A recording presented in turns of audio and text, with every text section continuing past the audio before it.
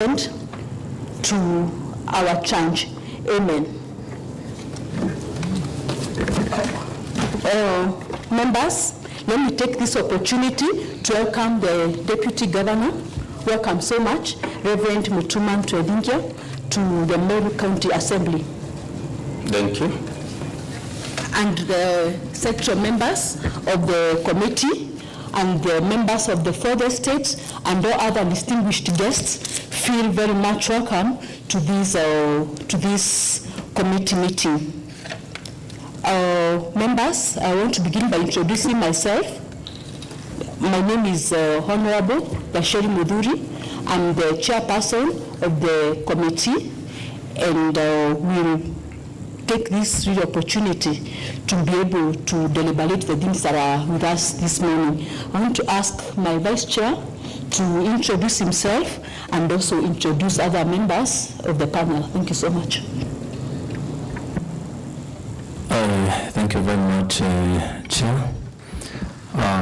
Your Excellency, the Deputy Governor of Meru, Reverend MUTUMA Isaac Ntwethingia, welcome. I am the Vice Chair. My name is Kireni Munda Benson. I want to take this opportunity to give honorable members to do the introductions, and I'll begin from the far right side of the panel. Welcome. Thank you, Chair. I'm Honorable KAMITI, member of this committee, and also I'm here representing the people of Maua.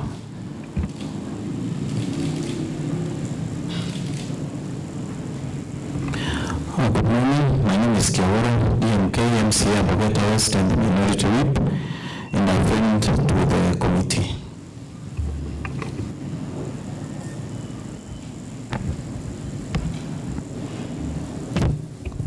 Good morning, Ms. Mo. My name is Karini Kilingo. I'm a member of the committee.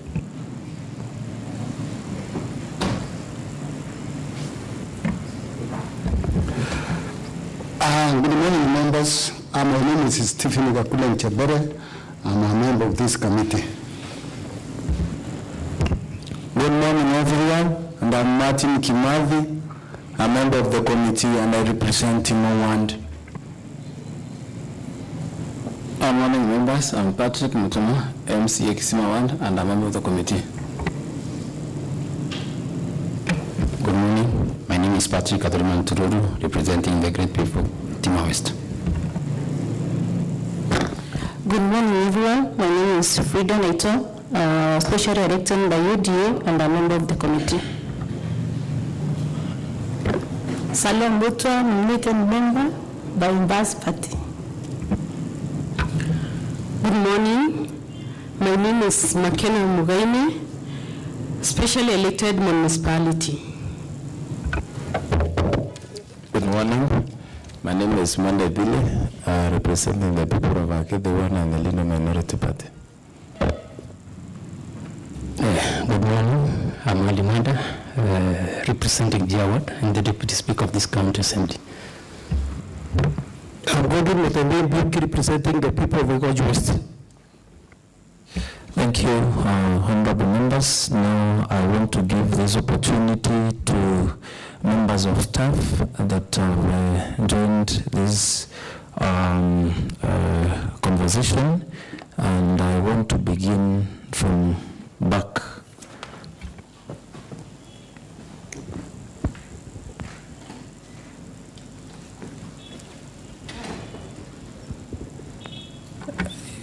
You could possibly move to, yeah, okay. Good morning. My name is Diana, an officer in Hansard. Good afternoon. Oh, good morning. My name is Kevin, Information Services. Good morning. My name is Mwenda Josephat from the Hansard office. Good morning. My name is Lydia Kajiado, Budget Officer. Nancy Makenya, okay, a research officer. Linda Kibenji, Legal Officer.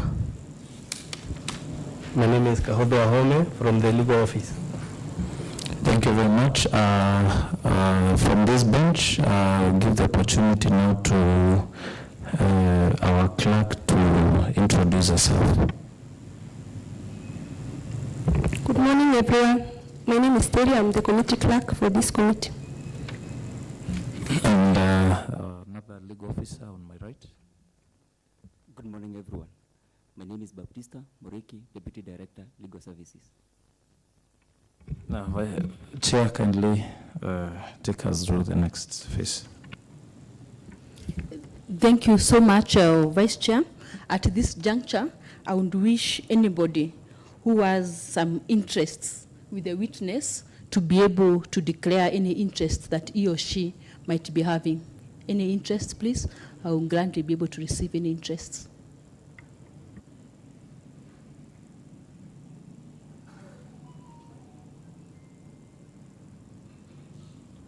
Yeah. Having seen that nobody has any interest on this matter, I think we shall be able to proceed with the matters at hand. The DG will introduce himself at the appropriate time. Thank you so much. So at this point, we'll be able to remind ourselves what is our mandate and the terms of reference. And maybe the Vice Chair can go through them. Agenda number 5.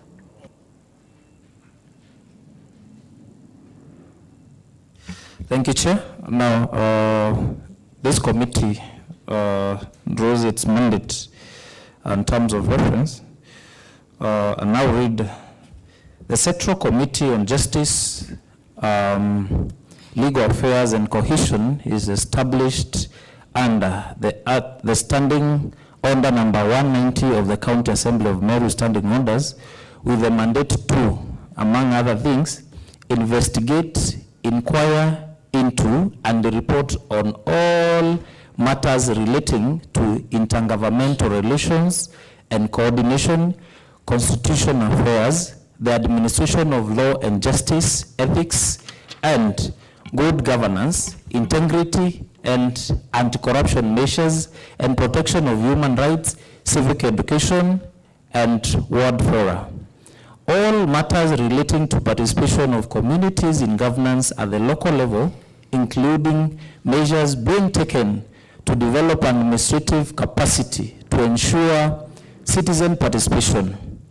All matters relating to consultation and cooperation between the national and county governments, establishing mechanisms for resolution of intergovernmental disputes pursuant to Articles 6 and Article 189 of the Constitution and other relating matters. And all matters relating to coordination of security and disaster management, including collaboration of the county and national government on security and disaster management, alternative dispute resolution, and other forms of dispute resolutions involving intra-county conflicts and such other relating matters. It is therefore pursuant to this function that the committee is acting under the following terms of reference. 1, to investigate the deputy governor's claims. You are aware that the claims were presented and then they were committed to this committee. Then ensuring compliance with relevant laws and regulations. Number 3, recommending actions or solutions to address the issues raised. And finally, to lay a report of the committee on the table of the Honorable Assembly for purposes of consideration and adoption by the Assembly. Thank you very much. Thank you so much for reminding us our mandates, and we shall endeavor to stick to those mandates at this particular point so that we are able to continue with the deliberations for the day.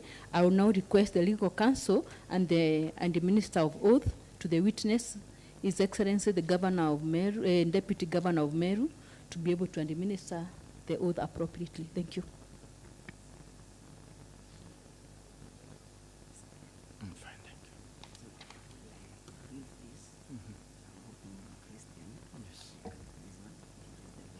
Starting or seated? Okay.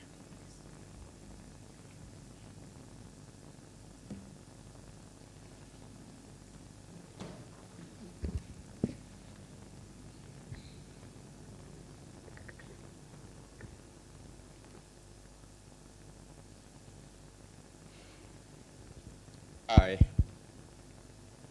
Reverend Isaac MUTUMA Twethingia, do solemnly swear that the information that I shall give before this committee shall be the truth, the whole truth, nothing but the truth, and so help me God. Thank you.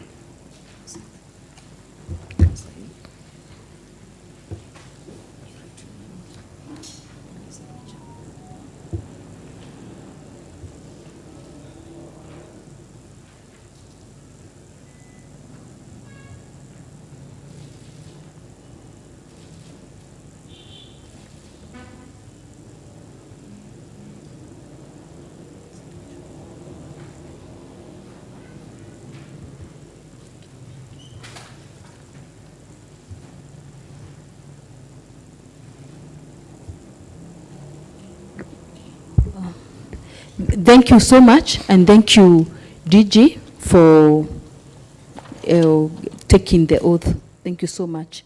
Honorable members, on Tuesday, 19th day of September 2023, during the morning sitting, the presiding speaker made a communication regarding 2 letters dated 30th of August 2023 from Excellency Deputy Governor, which were subsequently committed to this honorable committee for consideration and report back to the House on or before 17th October 2023. It is in this regard that the committee resolved to invite His Excellency, the Deputy Governor, to appear before the committee to shed more light on the issues raised in the aforementioned letters. This consultative meeting was scheduled to take place on Monday, but it did not happen owing to the fact that the Deputy Governor fell ill and was hospitalized last week. And committee members, we have the correspondences from the office of the Deputy Governor to show that the Deputy Governor was really willing to come to the committee meeting, but was not able to come. And we did the communications, and after he was discharged, that is why he has been able to be here today. So we really continue to wish him good health, that I know he's still on medication, that he shall continue to get better. We are praying for you. Thank you so much. So members, at this particular point, to bring us to speed on the letters that were there, I wish to read the both letters that the Excellency, the Deputy Governor, will be responding to. One of the letters is reference, it is to the Speaker, Meru County Assembly, and the address is there. It is, dear sir, reference, lack of facilitation of the office of the Deputy Governor since April 2023. I do light to your office in my capacity as the duly elected Deputy Governor of Meru County, pursuant to the elections conducted in 9th August 2022, in line with Article 180 of the Constitution. By the dint of Article 179, 2 and 4 of the Constitution 2010, provide that the Deputy Governor is part of the County Executive Committee and Deputy Chief Executive Officer of the county.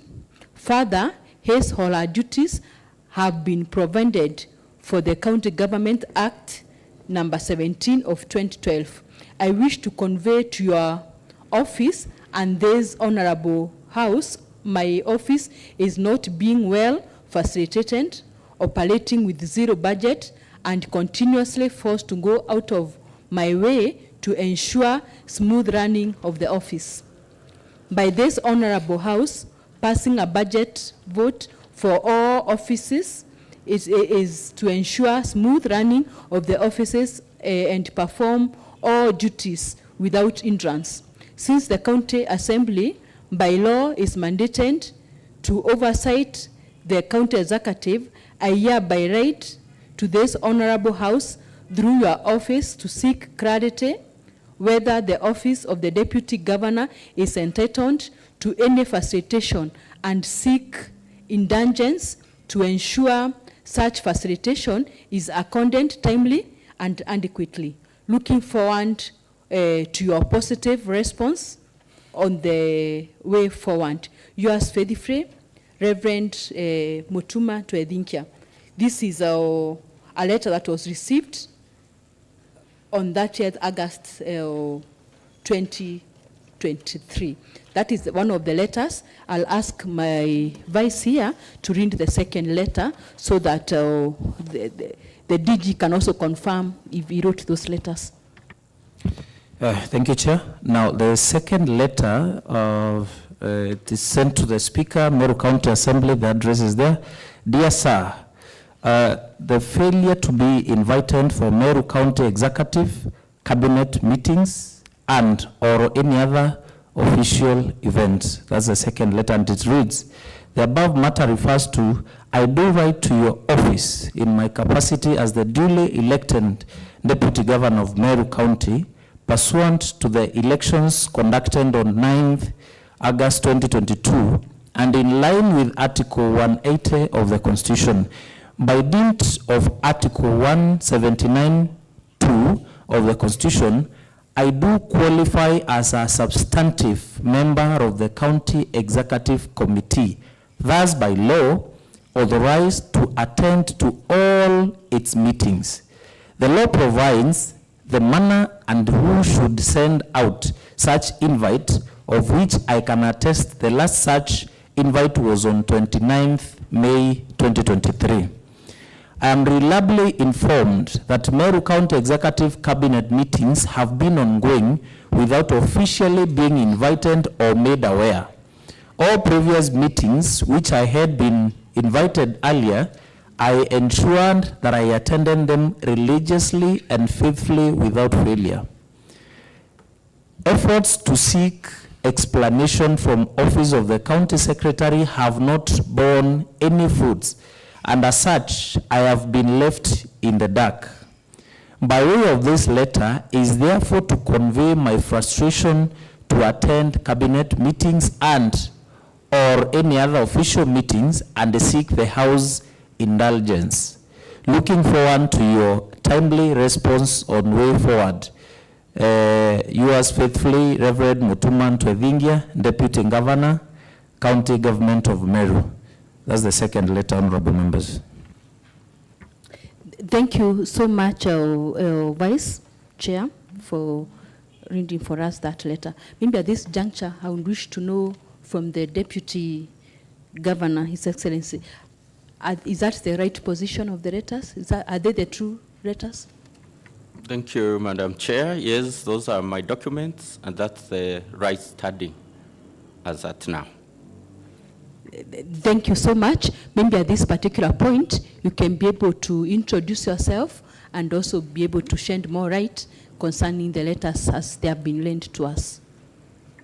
Thank you, Madam Chair, the Deputy Chair, the honorable members of Meru County Assembly, both from the Sectoral Committee of Justice and Legal Affairs, and also the friends of the committee, and the great people of Meru. First, I say good morning and praise the Lord. I'm Reverend Isaac MUTUMA Twedhinkia, the duly elected Deputy Governor of Meru. According to the Constitution, Article 180, the elections that were held on 9th of August 2022, and I'm here to respond to the summons that were made in connections to the indulgence that I personally wrote to this honorable house, to you, so that you can do the oversight role that this house is supposed to do in issues of governance of Meru County. And I want to thank you for understanding my situation, I know that I was supposed to appear before this committee on 25th of September. That is last Monday.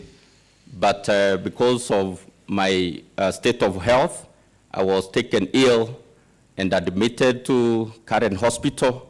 And because of the prayers of my friends in this house and the great people of Meru and the entire nation of Kenya, because people came to see me and to pray with me, people who are not from this county, I want to say thank you.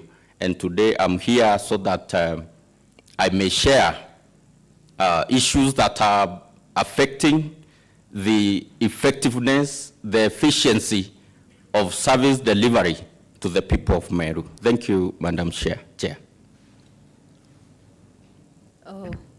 Thank you so much, and we thank God for your continued health.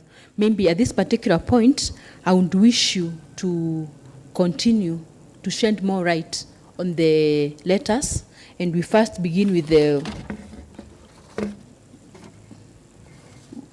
the letter of lack of facilitation of the office of the Deputy Governor. How have you been doing your responsibilities as the Deputy Governor if you are not facilitated? Maybe these honorable members don't know anything and they are assuming you are facilitated and you are continuing with your work very well. So maybe you can shed more light on the facilitation before we go to the next step. Thank you, Madam Chair. Let me start from the time we ascended into the office of the Governor of Meru County and myself being the Deputy Governor. I remember vividly that on the date of taking the oath of office, that is on 25th of August, 2022, I started seeing indicators that all is not well with me or between me and my boss, Her Excellency Mama Governor Kawira Mwangaza.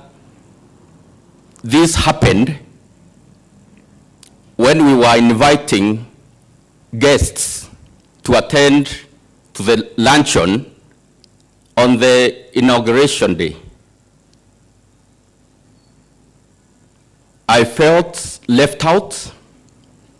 I felt out of place. I felt demeaned. And I felt small. Being the Deputy Governor, the principal and advisor or assistant to the CEO of Meru County, I can confirm to this house that the people that were supposed to attend to the luncheon and the oath-taking ceremony, they were left out by the instructions of Her Excellency, the Governor, to the two representatives, that is one, Honorable James Mutia, who is the current Chief Officer Cooperatives, Meru County Government, and Honorable Karweza. They were our representatives in that committee, the transition committee. So when I sent them the list of attendees, the list of my guests, instructions came from the sister to the Governor, one, Miriam Guantai, that ignore this list, and I can confidently say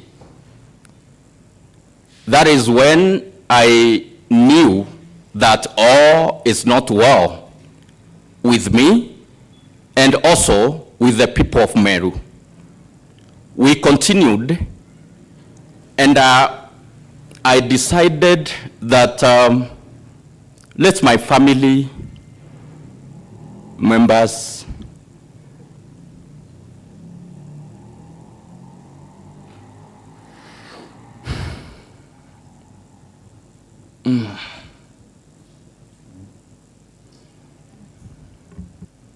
Sorry, I hope you bear with me. Take your time.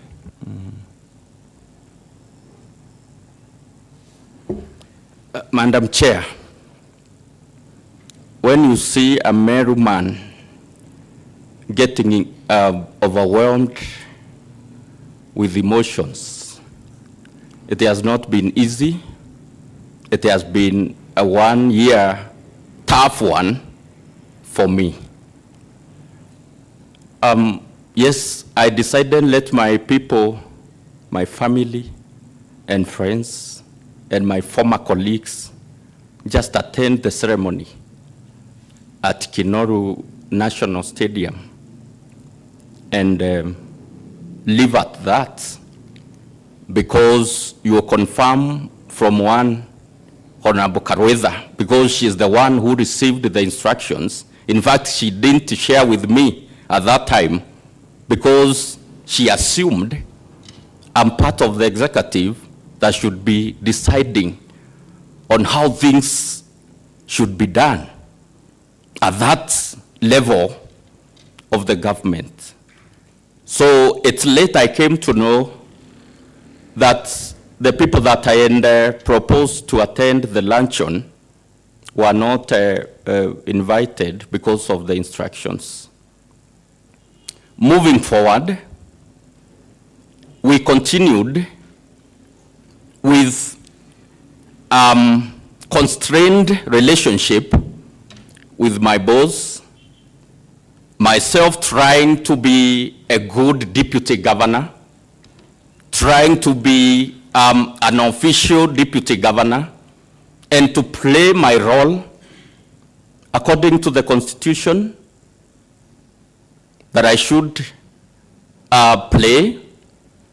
County Government Act Section 32 stipulates clearly what I should do, and that is what I've tried to do.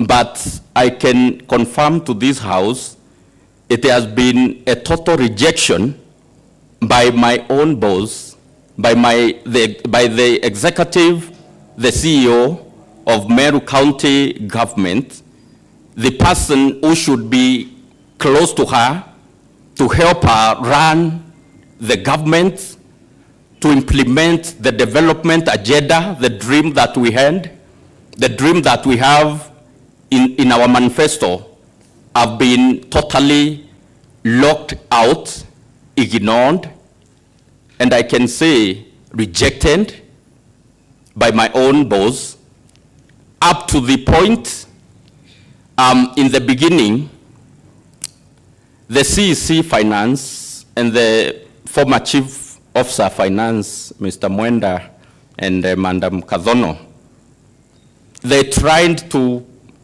bring this discussion to Her Excellency about the effectiveness of the office of the Deputy Governor.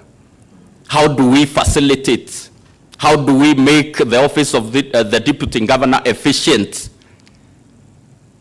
Can we allocate some fund for this office, Madam Governor? And the Governor, candidly, without mincing words, said that that would not happen and it can't happen. So my office, I think through their own ways, sorry for reporting this because maybe she's not aware, they continued supporting me 50,000 shillings per month. Then I sat down. I think that happened for like 3 months, from the month of September to around February. Then I talked to the CEC Finance, Madam Kadhono. She decided out of her own will, I don't know, with the knowledge or without the knowledge of Her Excellency, she decided to raise the facilitation to 200,000 per month. That includes running the office, supporting the people who would come to my office looking for help, may it be the fundraiser, may it be education, hospitalization, burial, all that, and the entertainment part of the guests who come to the office of the Deputy Governor, either seeking for development projects or bringing their issues to the leader whom they've duly elected. This continued up to the month of April, and Madam Chair and the honorable members of this honorable house, that facilitation stopped when the information leaked to Her Excellency that I'm being facilitated. She personally instructed Madam Kadhono not to allow the former Chief Officer Finance, Mr. Mwenda, to support me, purporting that Mr. Mwenda is supporting me because he comes from my region. I don't know which region, because we come from Meru and here to serve the people of Meru. So in terms of facilitation, that's what I can say. And that's what has been happening, Madam Chair. And I can't tell the people of Meru that have been effective in service delivery. I've tried my best. I've gone out of my way to use my own resources to fund some of those things. The public have no knowledge about what I've undergone in 1 year's time, and I've tried to cover this nakedness. You know, it's my government. I've tried to cover my government's nakedness until we reached 1 year. I think I started talking about the challenges that I'm facing as the Deputy Governor of Meru on 25th of August, 2023, 1 year down the line, having confirmed that things are moving from bad to worse. And because I realized that how things are progressing, it is a scheme either to injure me health-wise or pressure me to exit the seat of the Deputy Governor, and I can confirm that this was the plan. Thank you, Madam Chair. Thank you so much, Your Excellency, and thank you for having the strength to speak out. Maybe you have used the term facilitation a number of times. What do you mean really by the word? What do you mean? We really wish to understand what you mean by the word facilitation. Thank you, Madam Chair. Facilitation is composed of a myriad of issues, of things. It means proper, effective, and prompt communication about what the government is doing, about the plans that are there, and the plans including the official meetings, including the places and the venue where Her Excellency and myself are supposed to go in order to serve the people of Meru. It means allocating some funds for traveling when I'm on official duty. It means allocation of funds to go and check on the developments, to go and meet the people and listen to the issues that they have. They have to tell or to communicate to their government. because the main agenda, the main aim, the main spirit of the devolution is to bring services closer to mwananchi. So to be facilitated is to be made efficient, is to be made effective, is to be made available for the people in order to meet or support the spirit of devolution, that is delivering services to the local mwananchi kule mashinani. Madam Chair, I can say that facilitation includes fueling of the motor vehicle. It is by the Constitution that a state officer of the rank of the deputy governor is supposed to be supported. The mobility is supposed to be supported. And when I came to the office of the deputy governor, I found 3 motor vehicles which were operating under that office from the former deputy governor, my senior. And as a scheme that I've said, it has been properly and effectively worked on.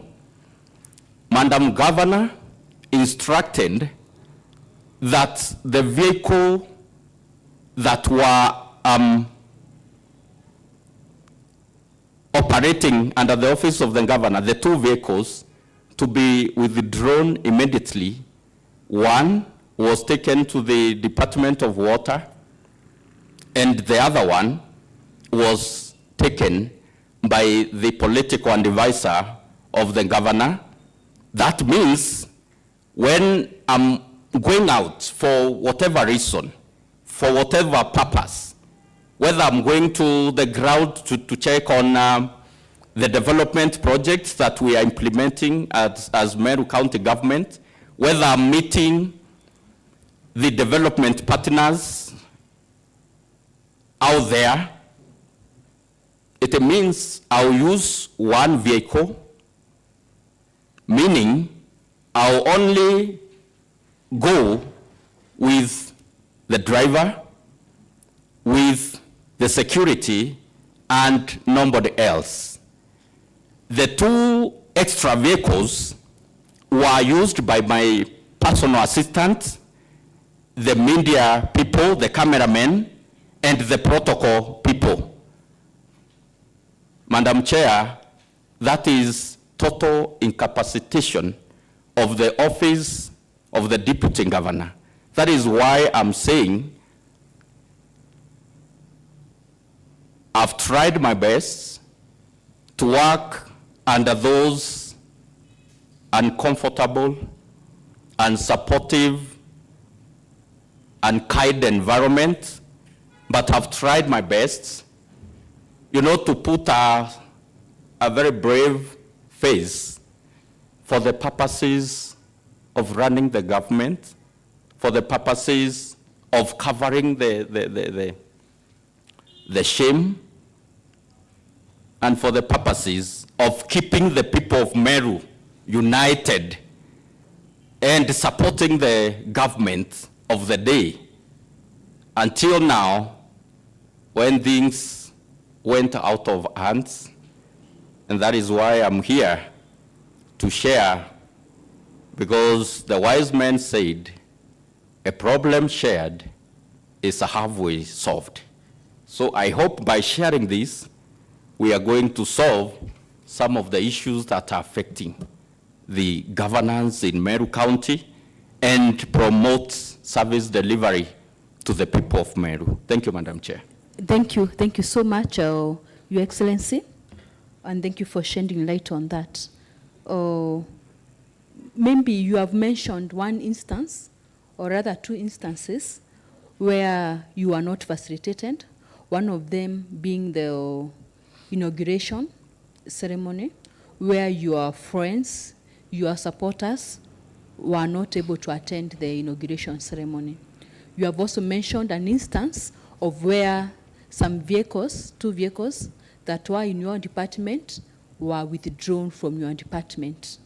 I don't know if there is any other instance that you would wish to cite to show that you are not facilitated when you are, or rather, were you, if you did any official duty, was there any kind of compensation? Do you have any proof that you'll be able to give us as a committee to be able to look at it? Did you ever write maybe a letter to the finance department asking for your facilitation?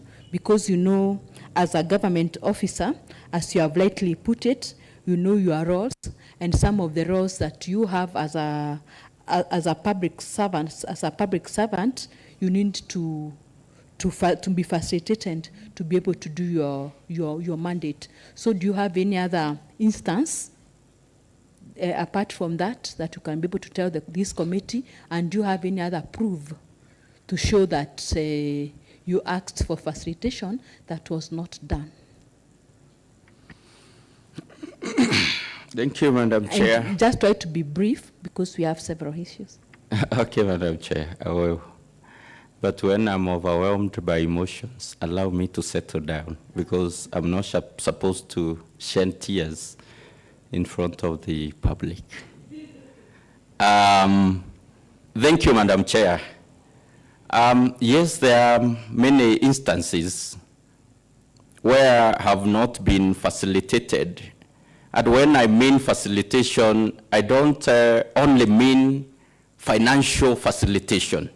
I said, for me to be effective and efficient, communication in the government is key. I can confirm to you, Madam Chair, that before I stopped acting, because I've been acting, sorry for using that terminology, I've been acting a very good friend to Her Excellency for the PR purposes. The time I stopped following Her Excellency, even without information, I would hear that Mama Governor has gone to Keago, she has rushed to Imenti South, she has gone to Timao, and maybe that information will come like 20, 30 minutes later, because it is not coming directly from the Director Communications. They've received strict instructions that they should not tell me on the day's program. So one day, I dared to follow Mama Governor to Keago. I arrived at the venue like 1 hour later. Madam Chair, after we completed the event that we had there, Mama told one Edwin Kiongozi, tell DG to cease, to stop, to never again follow me on any event, on any meeting. One Edwin Kiongozi addressing the Deputy Governor of Meru. If he thinks he wants to address meetings or to address the crowd, let him organize, mobilize the people with his own salary. After all, he is earning more than $1 million. Those are the ones. If Safaricom can, we can extract the conversation on that night. It was around 9:30 p.m. You can hear how Meru County government is ran. So, Madam Chair, that's part of the communication part. On the financial facilitation, yes, I've missed quite a number of important meetings that I was supposed to attend due to lack of facilitation. One, and I'll mention just the most recent, His Excellency the President and the Deputy President came to see the leaders and the opinion leaders and stakeholders in Mount Kenya region. All the governors were present, the deputy governors, the county assemblies, the MPs from Mount Kenya region, religious leaders, the members of the public were present, apart from the state officer, a state officer in the office of the deputy governor of Meru. I never attended, I was not facilitated, nor informed that there was such a meeting. I knew, but that is how it went, Madam Chair. There was another crucial meeting that we attended to Nakuru as Meru County elected leaders. The Meru County Assembly was there, MPs were there, the Mama Governor was there. Madam Chair and the honorable members, I fueled the vehicle. I took care of my secretariat to Nakuru and back. I remember on that day I didn't have money, so the vehicle, the fuel, the vehicle stopped in Nanyuki. Unaweza shangaa deputy governor huku ana pesa. Nimekuwa nikitumia pesa za deputy governor kufanya mambo ya serikali. Ilibindi nitumiwe 3,000 to fuel the official vehicle of the deputy governor back to Meru. To support that, Madam Chair, I have the fueling receipts from different places that have gone with the official vehicle, and they are here. I have receipts where we've slept. I have receipts for the meals and general upkeep of my team. Every time I move out of this county without being facilitated by the government. Another important national, or I may call it international event that I missed due to lack of facilitation, Madam Chair, it is the devolution conference. Again, the entire country, all the players, all the stakeholders, development partners, both local and international, were in that conference. And being the deputy governor, the deputy assistant, the chief advisor to the governor on matters devolution, on matters governance, Mama didn't deem it right for me to attend to that conference. I don't know if we are operating in a seclusion. We are not part of the rest of the country, whereby even the departmental heads were there, general civil servants were there to learn on the successes of devolution at 10, and also on the failures that have happened for the last 10 years since introduction of the devolved unit.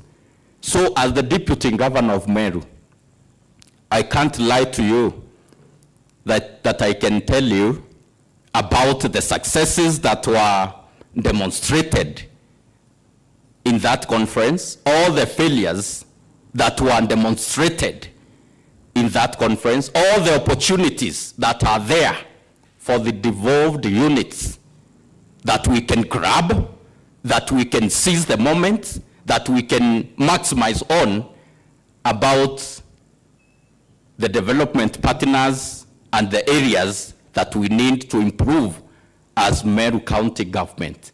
Thank you, Madam Chair. Thank you, Madam Chair. Thank you so much, Your Excellency. Maybe at this point you have told the committee you have some evidence of the receipts that you have fueled with the car, where you have slept, while on official duties. Maybe I would wish that the committee receives them so that we administer them for our report purposes. The Sergeant, maybe you can assist us with the documents.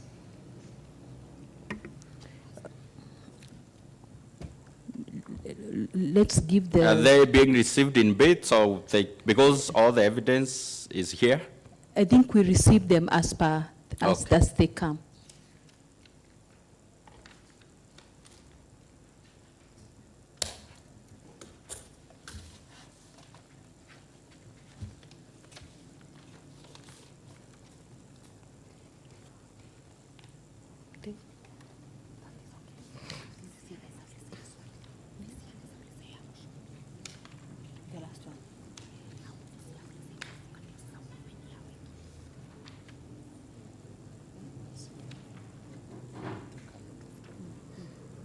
I can also table or present the requests that have forwarded to the office to be facilitated for international representation of Meru County that came specifically for deputy governors. Letter? Yes. They are in the file? Yes. Maybe we can be able to look at them as a file later so that we avoid so many things. Is that okay, members? Yes.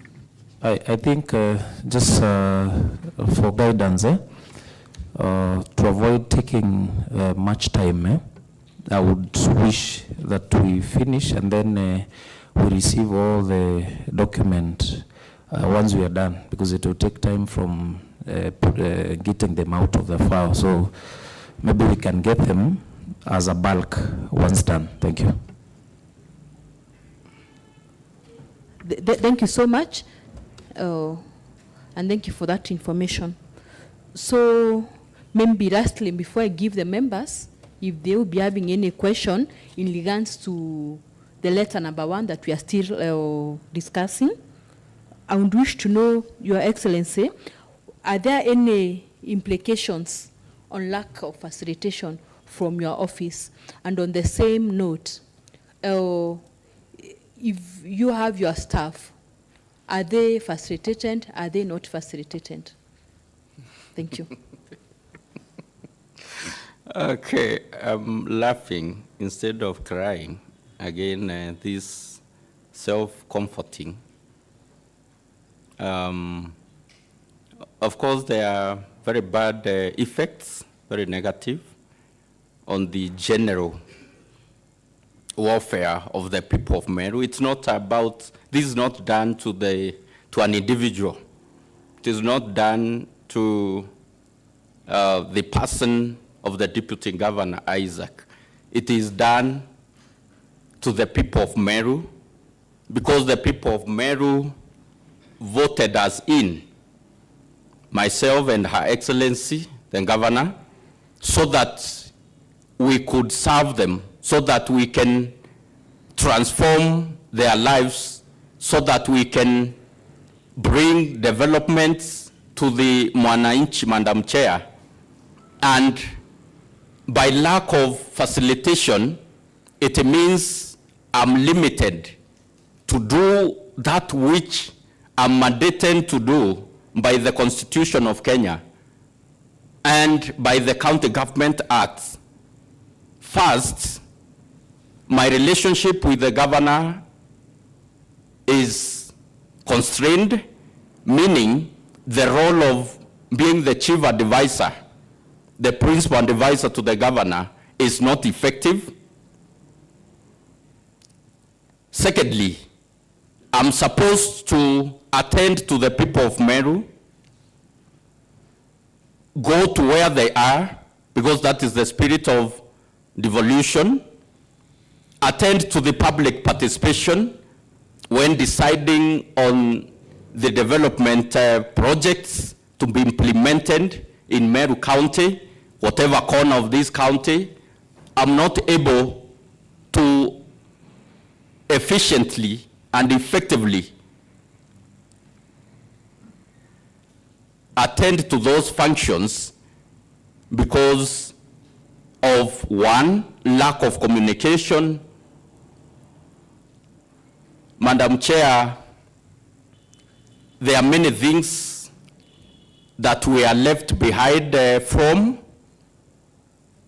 the agenda of Kenya Kwanza government, the intergovernmental relations issues that are there that needs to be cascaded down to mwananchi. Even if I wouldn't have any other role, Mama, because as the CEO, she's supposed to either assign me a responsibility or just leave me facilitated with the role that the Constitution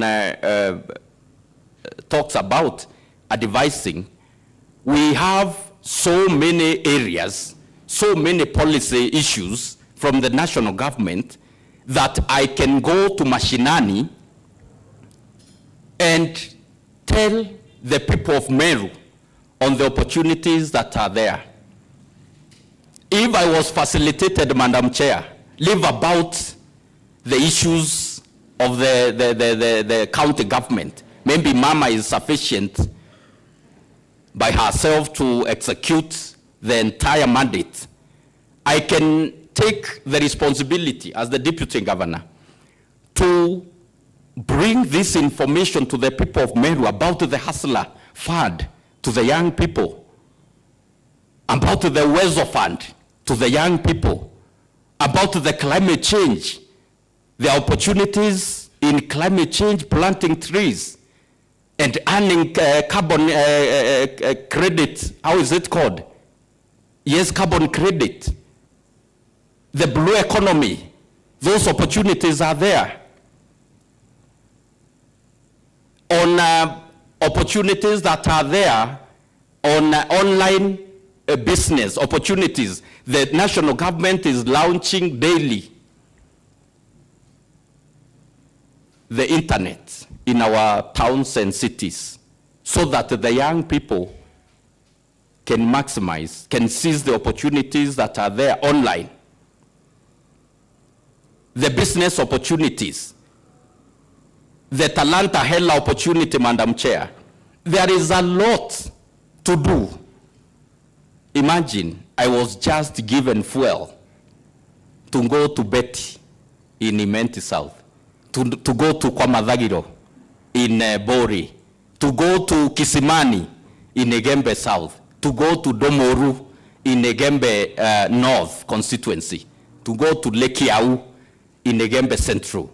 These would benefit the people of Meru away from what is there for the county government. So people of Meru are missing out on the golden opportunities that are there, both from the local government and also from the national government, not mentioning about the opportunities that are there with development partners who are always looking for that opening to implement, to partner, to support, to promote, to capacity build the people of Meru in different areas, may it be economic, may it be policy designing, may it be agricultural, may it be health, many opportunities.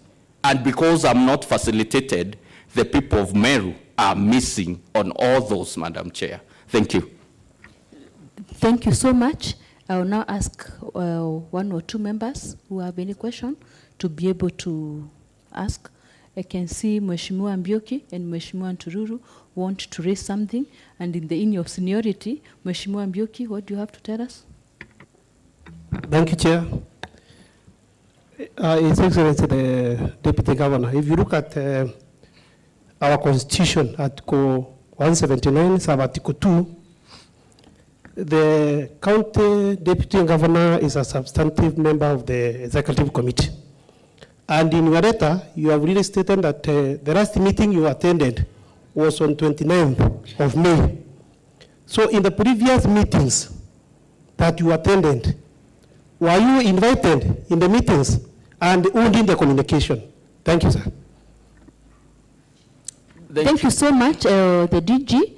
I would wish to maybe take the next question so that you can be able to address. And members, we are now doing the letter number 1 on facilitation first. Then we go to the next letter of the meetings, the executive cabinet meetings. So if we have any question in regards to facilitation, we stick to it first so that we can be able to finish up with that matter before we go to the next matter. Honorable Ntururu.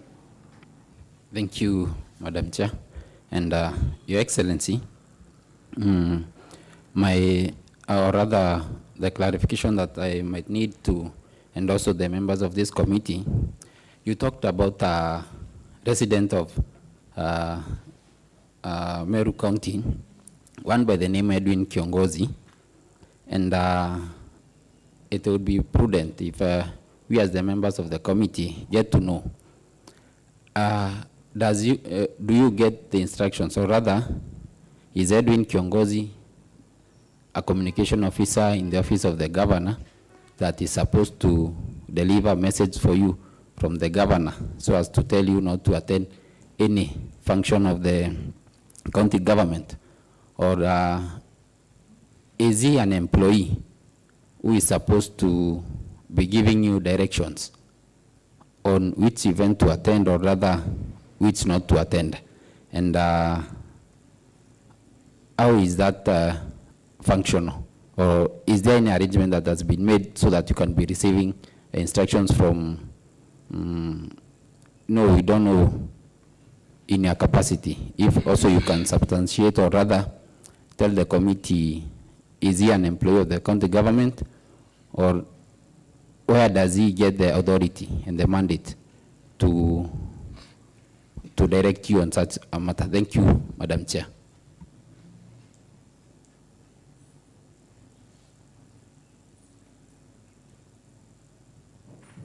So let's then get the next question from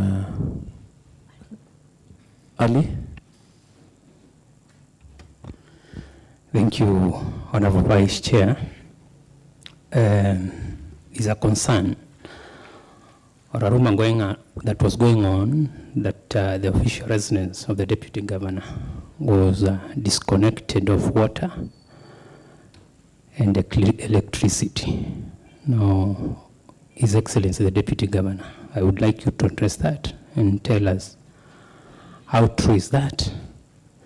And on the same, it would be prudent you will tell us the action that you took, and lastly, to whom you took attribute the predicament to. I think that is on facilitation too. Okay, maybe you can be able to discuss, to answer those concerns before we go to the next, to discuss the next letters, the next letter. And on the same note, members, we can be noting our concerns so that we are able to ask later on the other business. Thank you.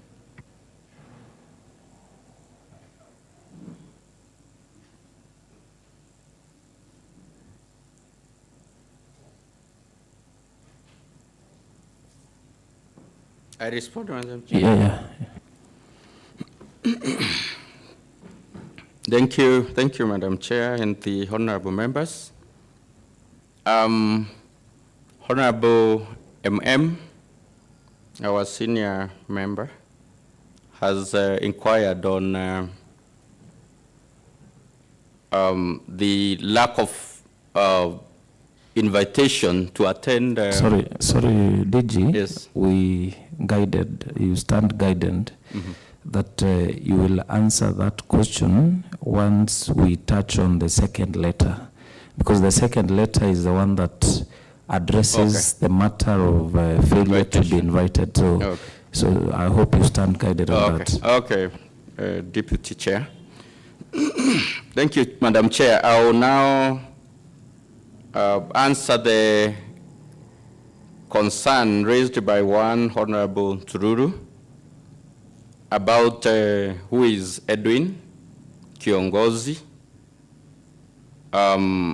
what is role in the government, and from where he draws the authority to call, instruct, and warn a state officer of the person seated in the office of the Deputy Governor of Meru.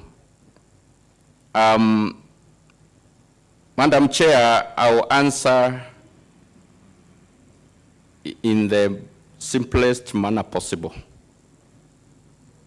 I'm also concerned who is Kiongozi. I'm also asking who is Kiongozi. Maybe we can direct this question to the sender from where he informed me he has directly received the instructions from.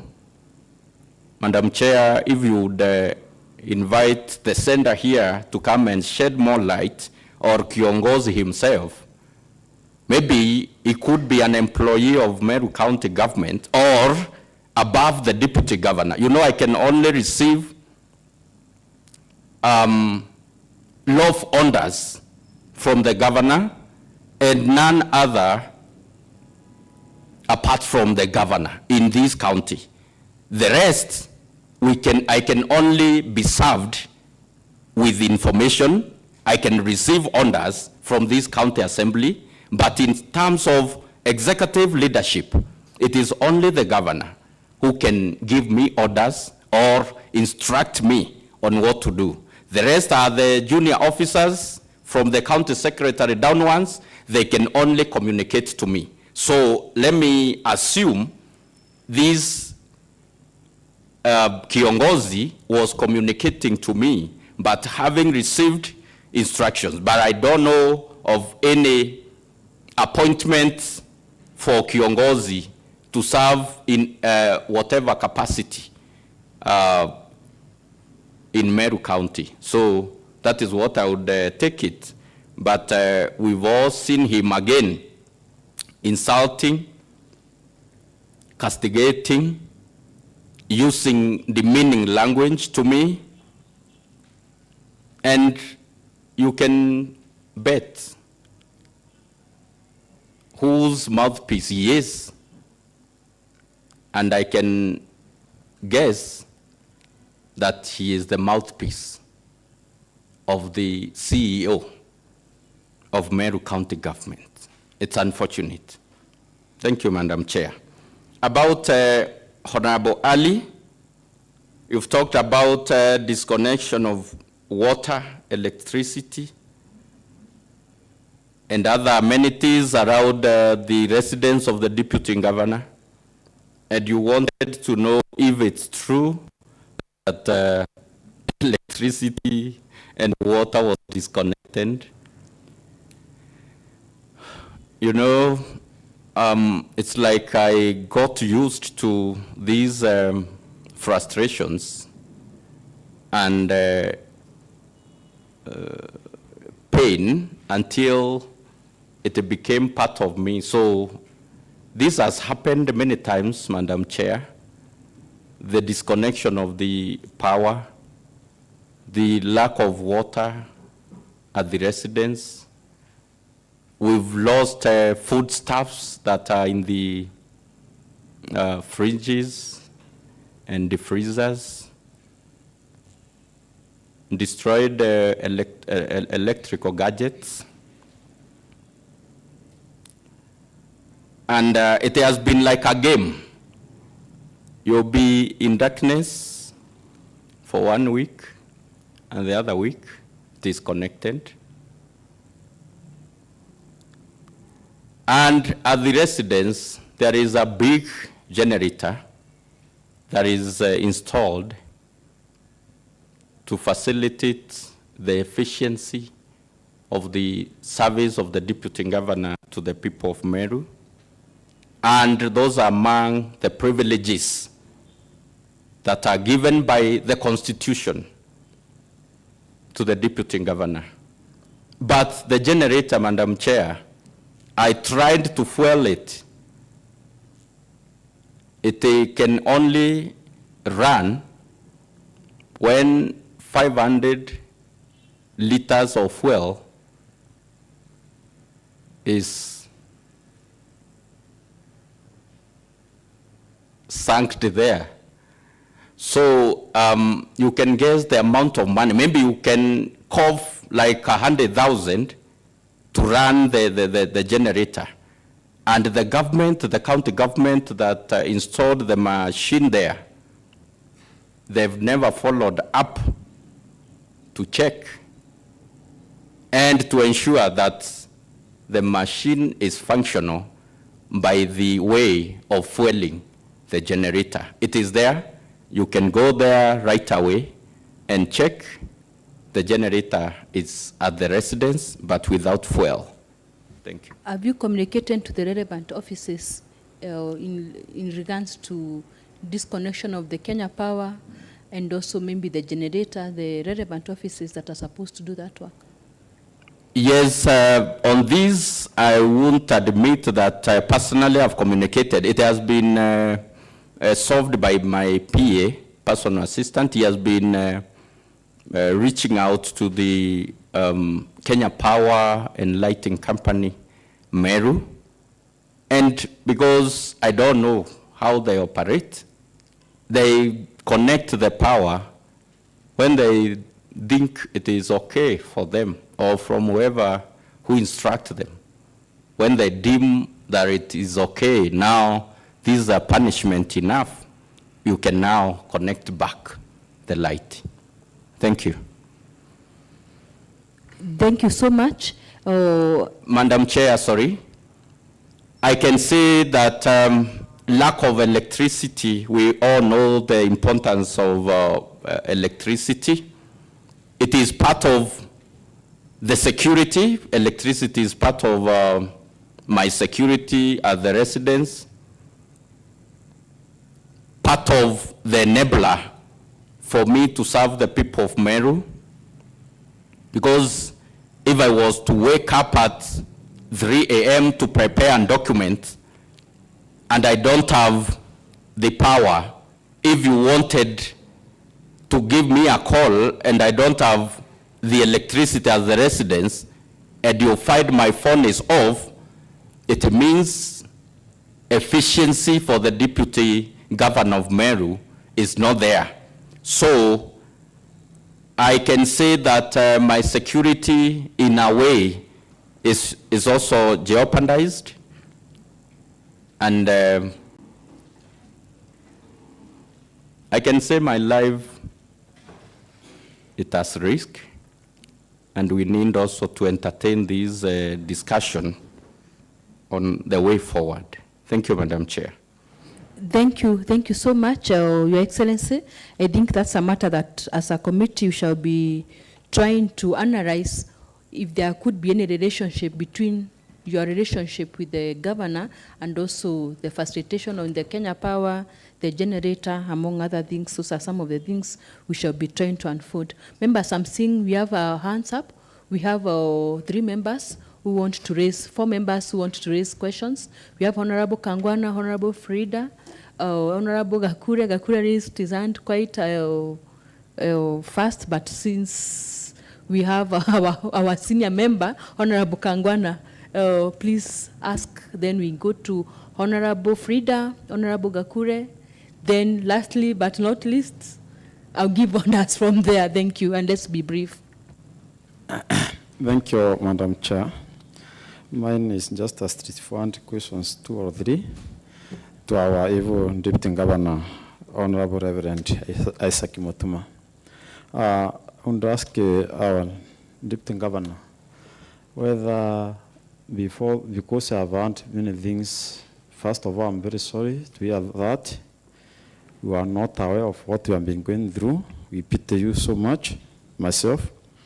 So I would ask you whether you are in any altercation with the governor that she has been treating you like that, and if any, did you have any way of solving that problem? The other thing, have you communicated to the governor either formally or informally so that you can discuss the problems that we've been going through? The other thing, according to yourself, because you've been serving the government in other ways, you are in the prison department, you have been reverend, you can do your own, through your investigation. Is our governor a human being? And if any, or is she normal? We'd like us to hear from you, because from what I've learned, that is inhuman. And human being cannot do that. So I would like us to do your assessment, because we've been a reverend. Can tell us whether she's a human being or a normal person. Thank you, sir. Thank you so much, Honorable Member. I would wish you expunge that one. The Excellency, the Governor, has no capacity to really say if the Governor is a human being or not. I think we will really leave that out. You'll be able to discuss the other one. Honorable Frida, we can join two questions for the Honorable Governor to, Deputy Governor to answer. Thank you, Madam Chair. For the purpose of record, my name is Frida Naito, specially elected by UDA. A question to Deputy Governor. I believe in Meru County we have a fleet manager who manages the fueling of the vehicle, the repairs of the vehicle. And you've told us that there was a time that your vehicle stopped in Nanyuki, and then the generator doesn't have any fuel.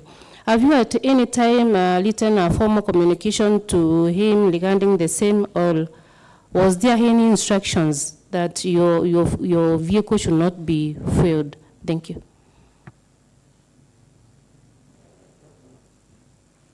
Can I answer?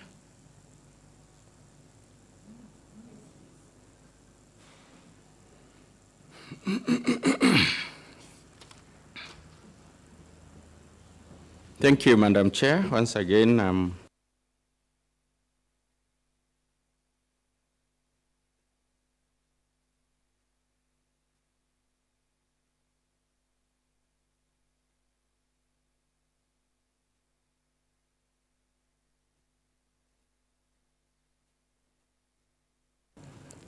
any day that we had an exchange with Her Excellency or an altercation with Mama Governor as to why it led to such mistreatment, and if I've tried to communicate to her either officially or unofficially, I can say that from the onset, from the conception of these governments, we began on a very wrong footing by the claim that the region where I come from, I never delivered the votes as it was expected. To confirm this, Madam Chair, immediately we were announced the winner in the last elections. Madam Governor Kawira Mwangaza instructed her sister, Miriam Wantai, not to pay the entire region agency. The elections agents were not paid. This is coming from the Deputy Governor of Meru. The Egembe Central team, Egembe North and Egembe South were not paid, again through the instructions of the governor. And so from the onset of the government, I knew all is not well. The reason as to why they are not paid, it is because the people and their representative have not delivered as it was expected. So I inquired from Mama Governor, Mama, we've won, for heaven's sake. How do we go back to the history about who voted and who never voted? Again, the region of Igembe, being the region where a very strong candidate was coming from, that is Honorable Mithika Linturi. Why would you expect so much votes from that region, Mama, and you can't appreciate the literal in quotes, because there is no literal in voting, that you got from that region? And what wrong did the agents do to you? Because they did their work, they remained in the polling stations for 3-4 days. Did they really contribute in any way for not getting the expected votes?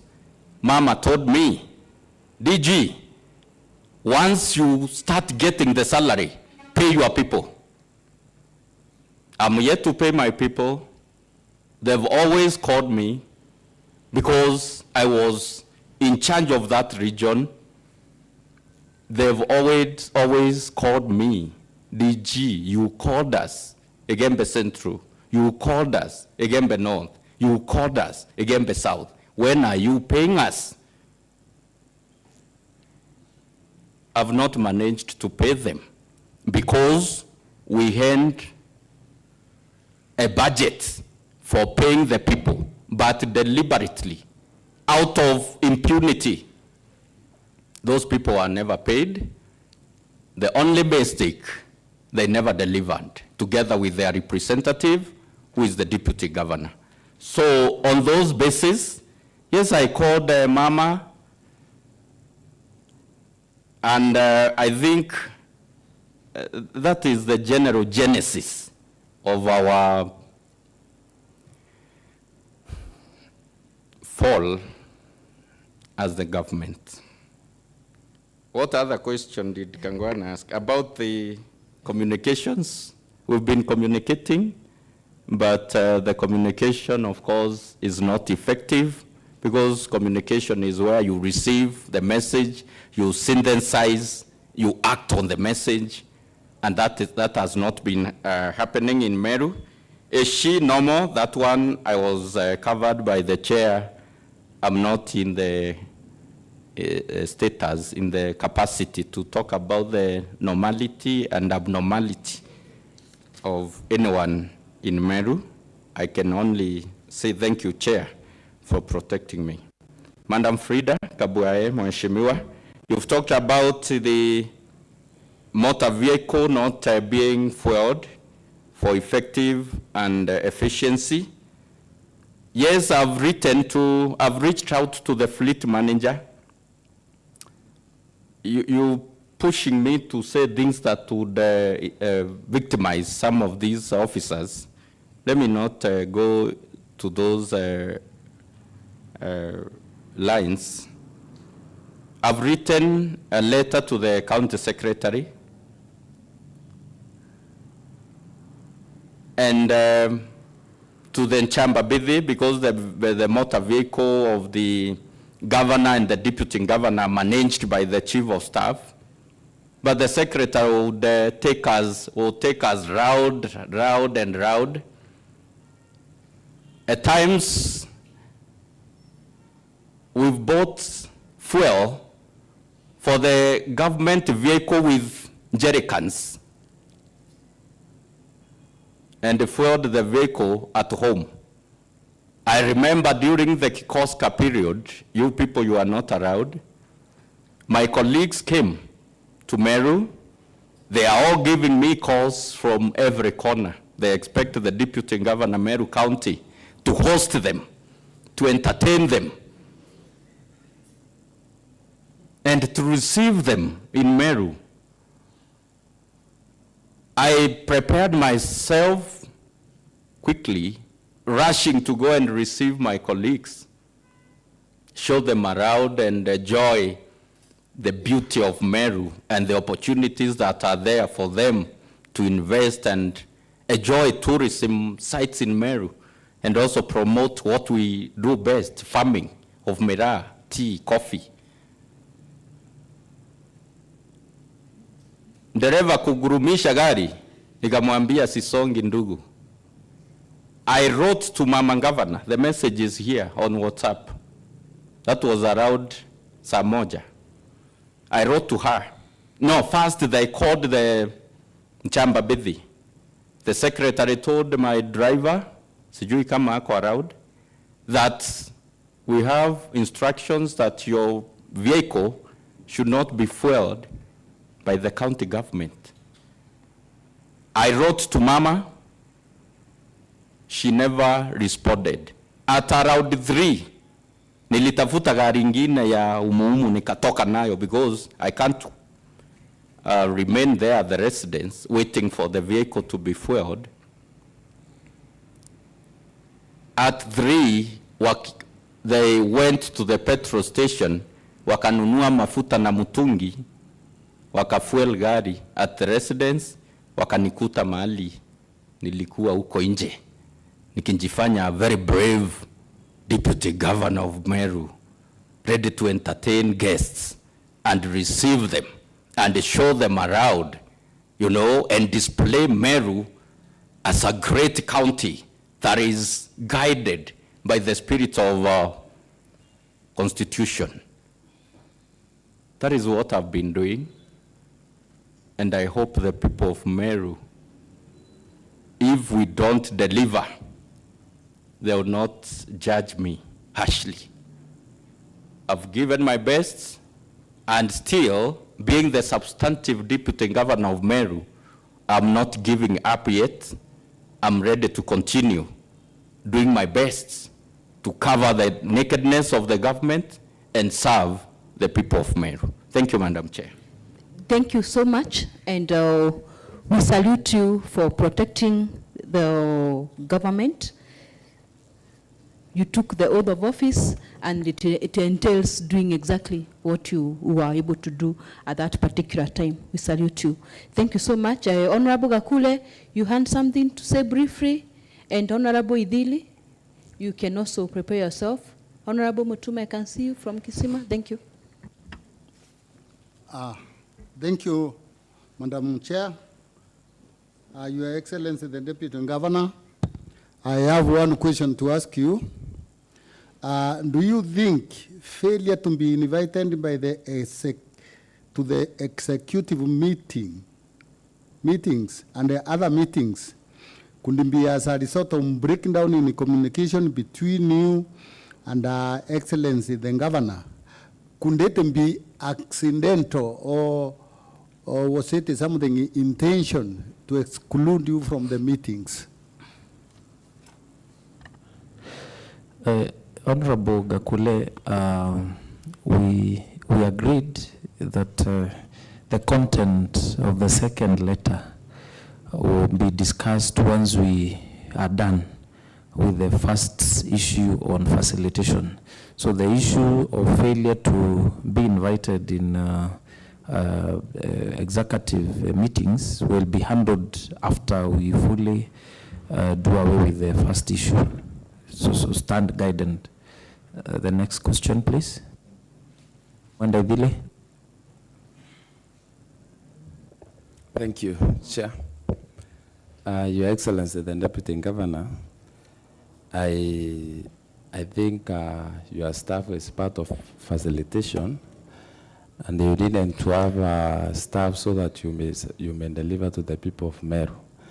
So, Your Excellency, you can tell us how many staff members do you have in your office?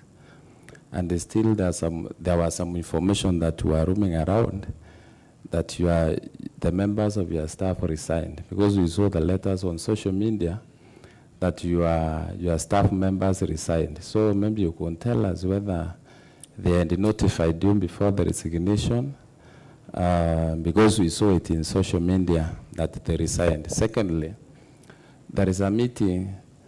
The information leaked that there was a meeting that you had to have with the U.S.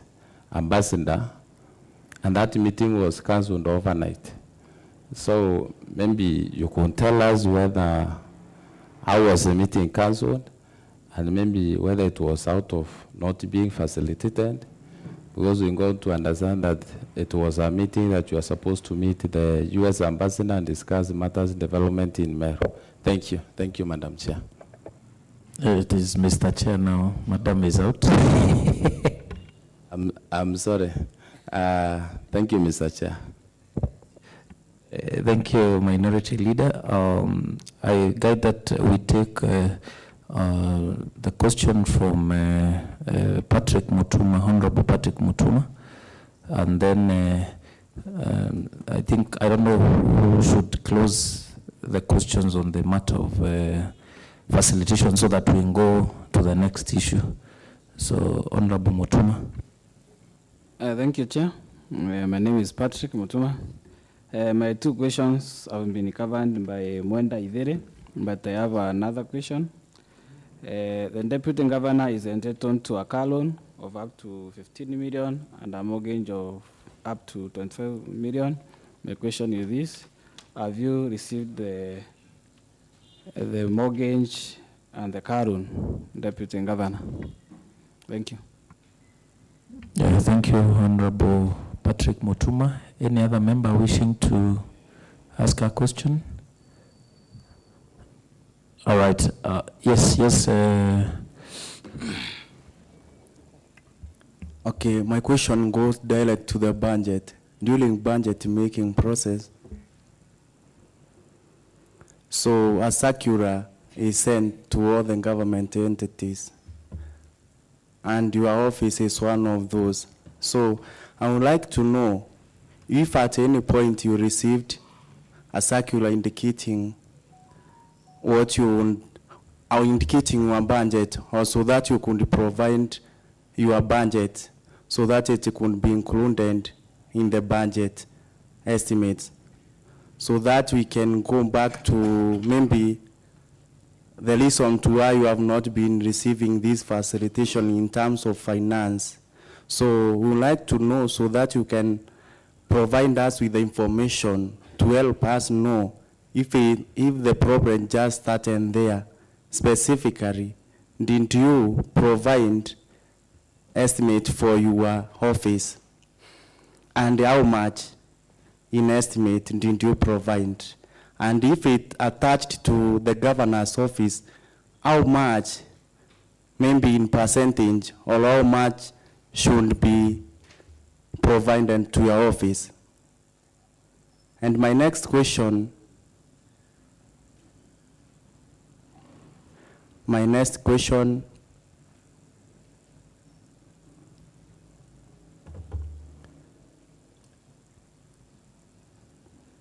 so I'm giving him some time to complete writing. That's why I'm taking.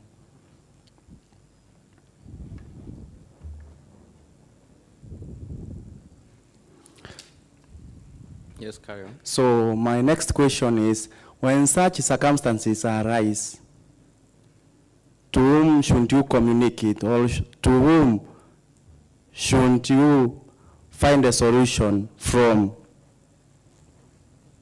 So those are my two questions. Thank you. Thank you, Honorable Member for Timau Municipality. Honorable Karimi Kilingo, as we close that session, I hope His Excellency is taking them as they come. Thank you so much, Chair. Once again, for purposes of record, my name is Karimi Kilingo, specially elected by the PNU party. And my question goes to you, Your Excellency. Have you tried to get some reimbursement, or there's still no goodwill? Because when you say you have your receipts, maybe you can go to your finance department for some reimbursement. Have you tried that option? Thank you. So I propose that we take answers to the questions that have been asked first, then we move to other questions. Please, members, be calm. Everybody will have an opportunity to ask the questions. But let us not overwhelm too many questions that he forgets the ones that were asked first. Your Excellency. Thank you, Madam Chair. I can see you are back. Mheshimiwa Mwenda Idhile minority, you've inquired about the resignation, the alleged resignation of my staff, the people working directly under the office of the Deputy Governor of Meru, and also the alleged cancellation of the visit to the U.S. Embassy or to the Ambassador of America to Kenya that was supposed to take place around the month of May. Yes, Madam Chair, it is among the privileges and to make the office of any state officer effective and efficient, part of facilitation that we've really repeated in this session is the staff that are supposed to serve the office of the Deputy Governor as they serve the general populace, the people of Meru.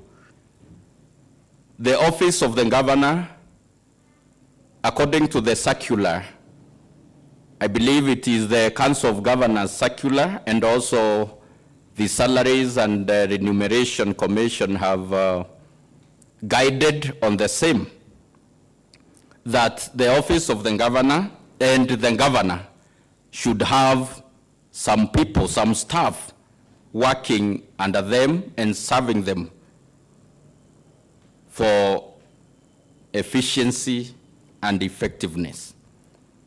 When I ascended to the office of the Deputy Governor, I got this staff under me: one secretary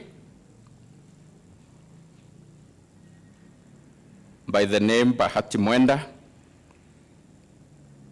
Second, I was assigned the driver by the name Paul Kaumbudu Ekamati, and the PA by the name Patrick Muroki Nkonga,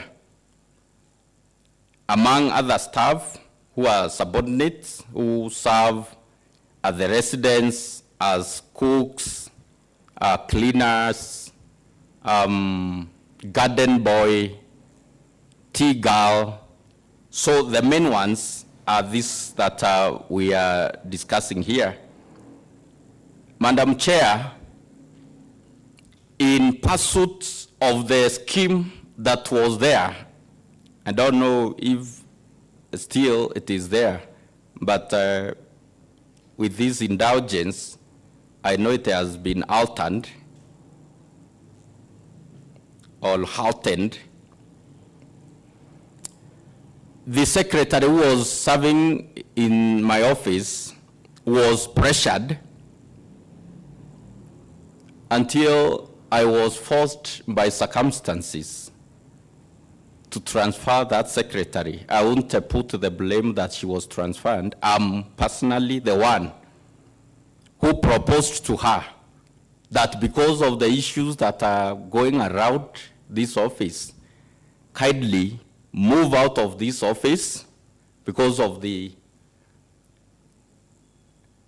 innuendos, issues that were there around the office of the Deputy Governor. I don't know the secretary has done this. Did you know the secretary did that? And in my own wisdom,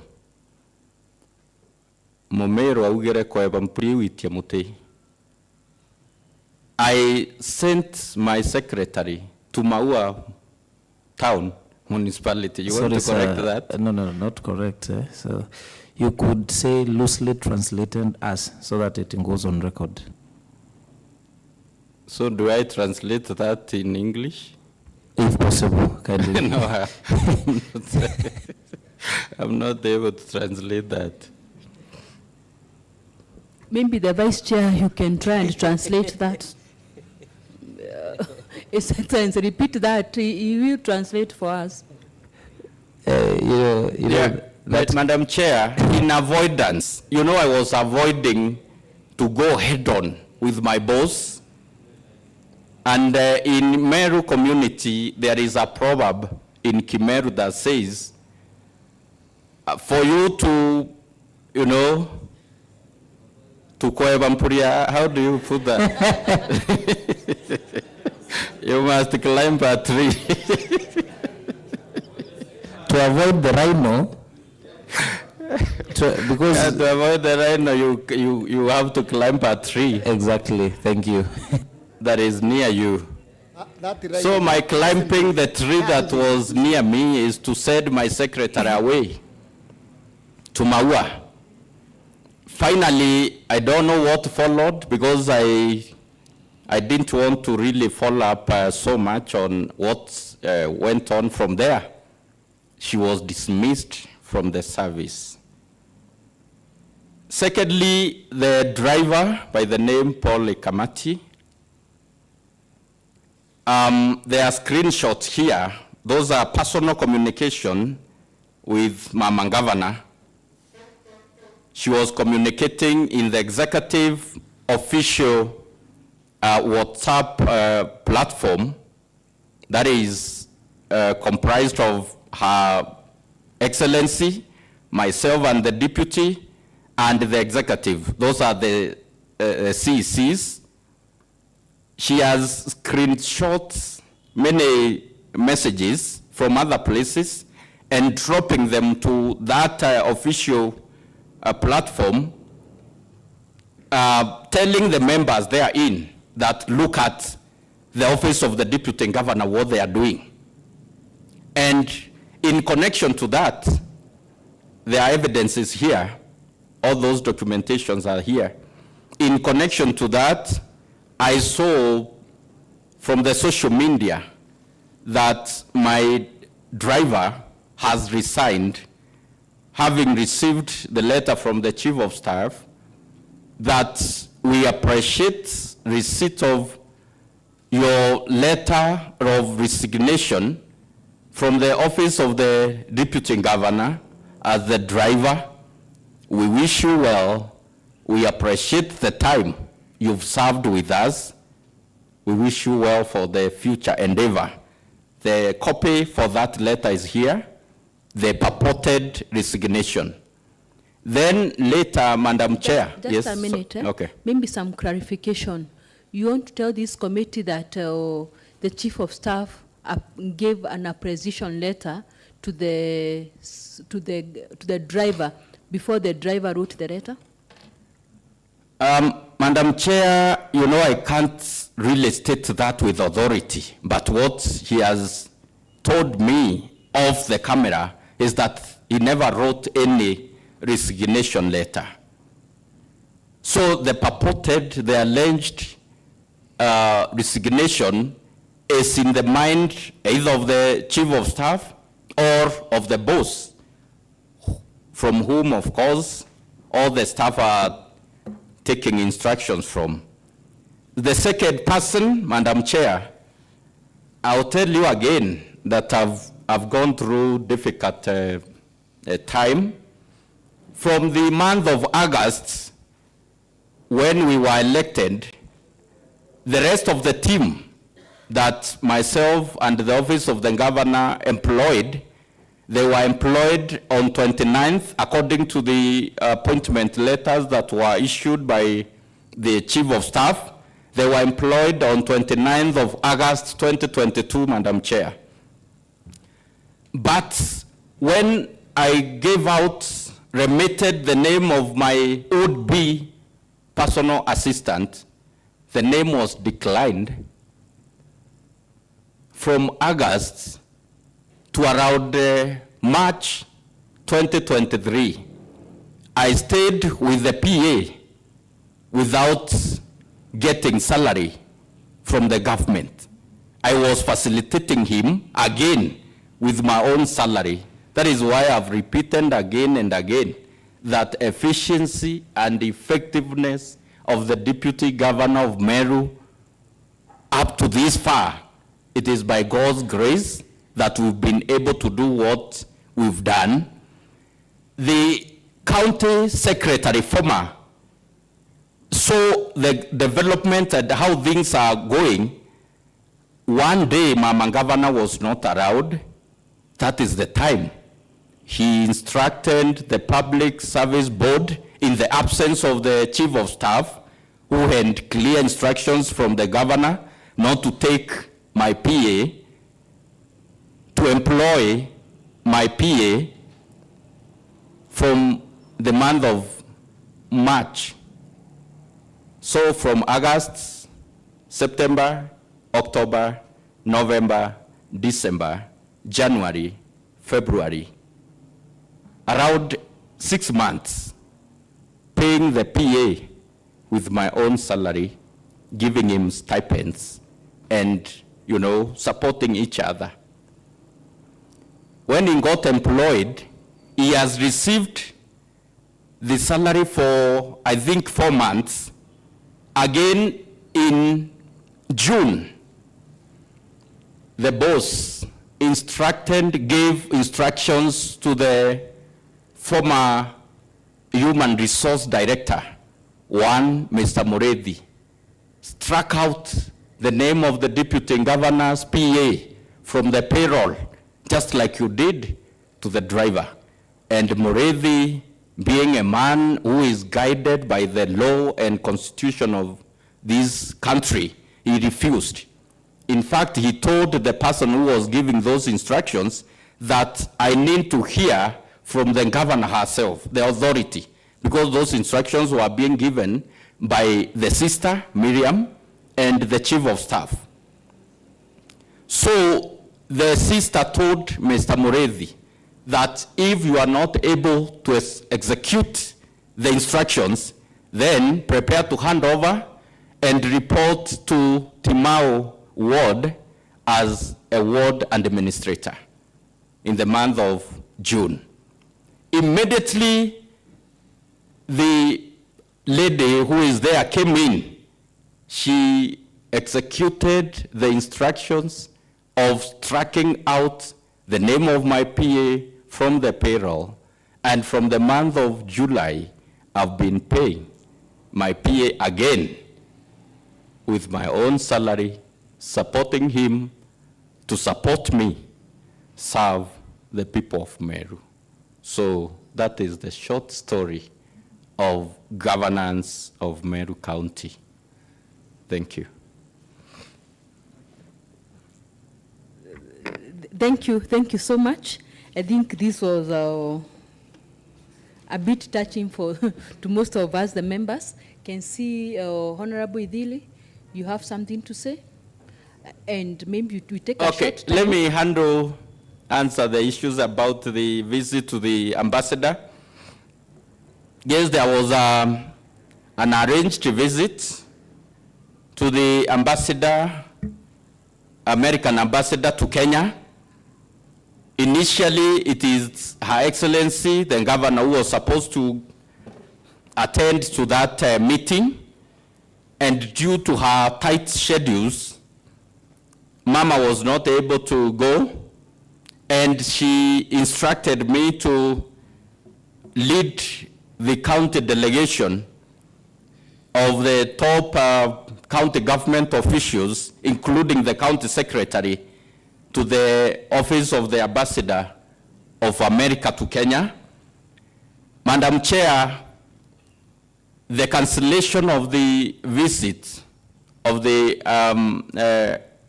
American embassy was informed because of the event that took place on the burial of one former member of County Assembly for Antobeto Ekeongo Ward, Mheshimiwa Kalionga. May the Almighty God rest his soul in eternal peace. When I went there, majority of us were present, and they talked about how Meru County government is ran. Your deputy chair was among the people who addressed the gathering passionately about the wrongs that are being committed by the executive. One, Mheshimiwa Mpuru Waburi, member of parliament for Tigania East, came with his philosophy, the Kiberi philosophy. And before I went there, Madam Chair, it's good to set the record straight that I had talked to Mama about representing her in that burial. She had received intelligence report that Mama, the environment around Igembe North is not conducive for you, so kindly, if possible, don't attend this burial because of the issues that were there, the demotion of the staff, the arbitrary transfer of senior staff of county government of Meru from that region. So because of that, she delegated that responsibility. At that time, she did what the Constitution says, that she can delegate some of the roles to the deputy. I played the role as it was delegated of representing Mama to the burial, but under strict instructions that DG, get it and get it clearly.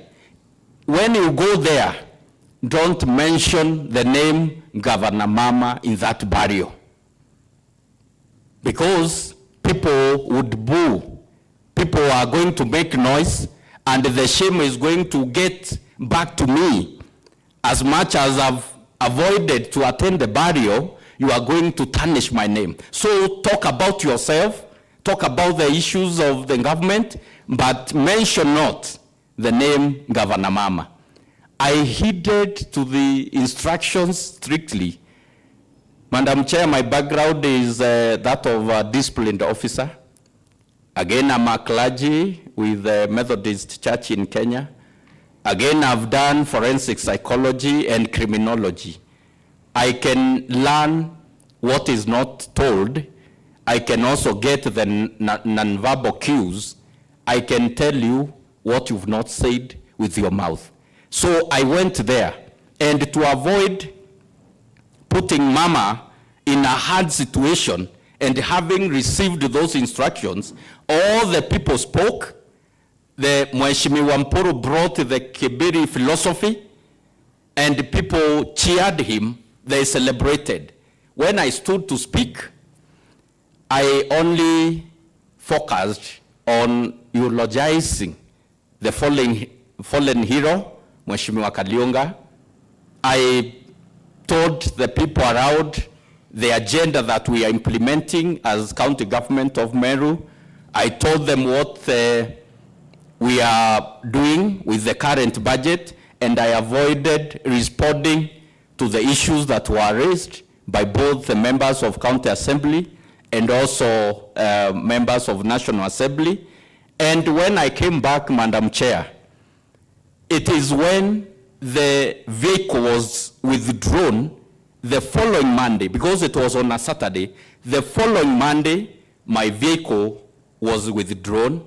The cancellation to the visit, I was to lead a delegation of county government officials to go and discuss areas of development, areas of partnership, opportunities that are there with the government of America for Meru people, opportunities that are there for the youth, for the women, health department, agriculture. We were to go with all those. Trade, we were to go with Motia James as the chief officer in that department. At around 12 p.m., no, a.m., because it's at night, I received a message from my former office administrator, Nefat, that the planned visit to the ambassador of America in Kenya has been cancelled until further notice. So, thank you. Thank you, Madam Chair. I don't know, was there a pending question regarding the issue of facilitation so that honorable members, we can move with speed? Madam Chair, there was a question from Honorable Patrick about the deputy governor being entitled for a car loan and mortgage. Yes, yes, I know I'm entitled to those benefits.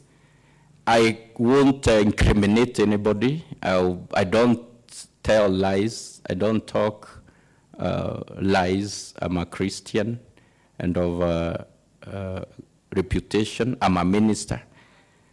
Nobody has denied me this opportunity. I'm in the process of acquiring these benefits.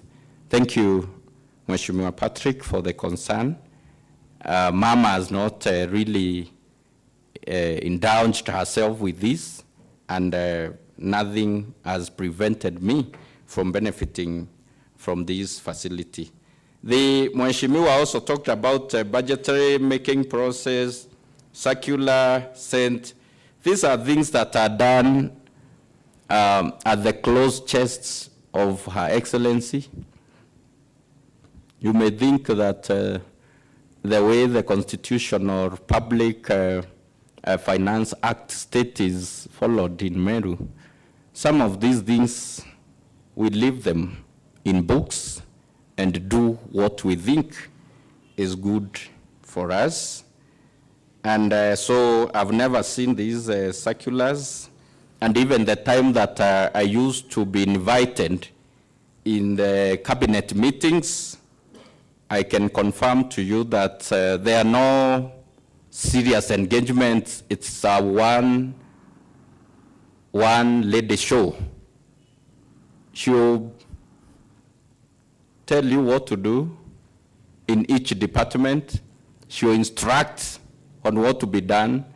There are no healthy debates so as to come up with an agreed resolution of the cabinet.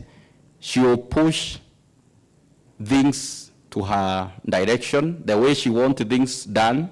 That is what the cabinet will resolute and pass and endorse for the purposes of peace in Meru. So they've also joined me in this bandwagon of trying to maintain peace in Meru for the Kanaka Meru to be happy. He also inquired if I've looked for help from the relevant agencies. Yes, I've written. One of the relevant agencies is this assembly. Madam Chair, ask your deputy. He is intimidating me by the virtue that he is near to the mic, insinuating that I'm taking a long time. Let's share and look for the solution of Meru. Meru belongs to us. We have no hurry, because if we hurry on these issues, Madam Chair, we are going to lose the dignity of Meru that has been built over time. So he inquired if I've looked for help. Yes, I've written to this Honorable House, Madam Chair.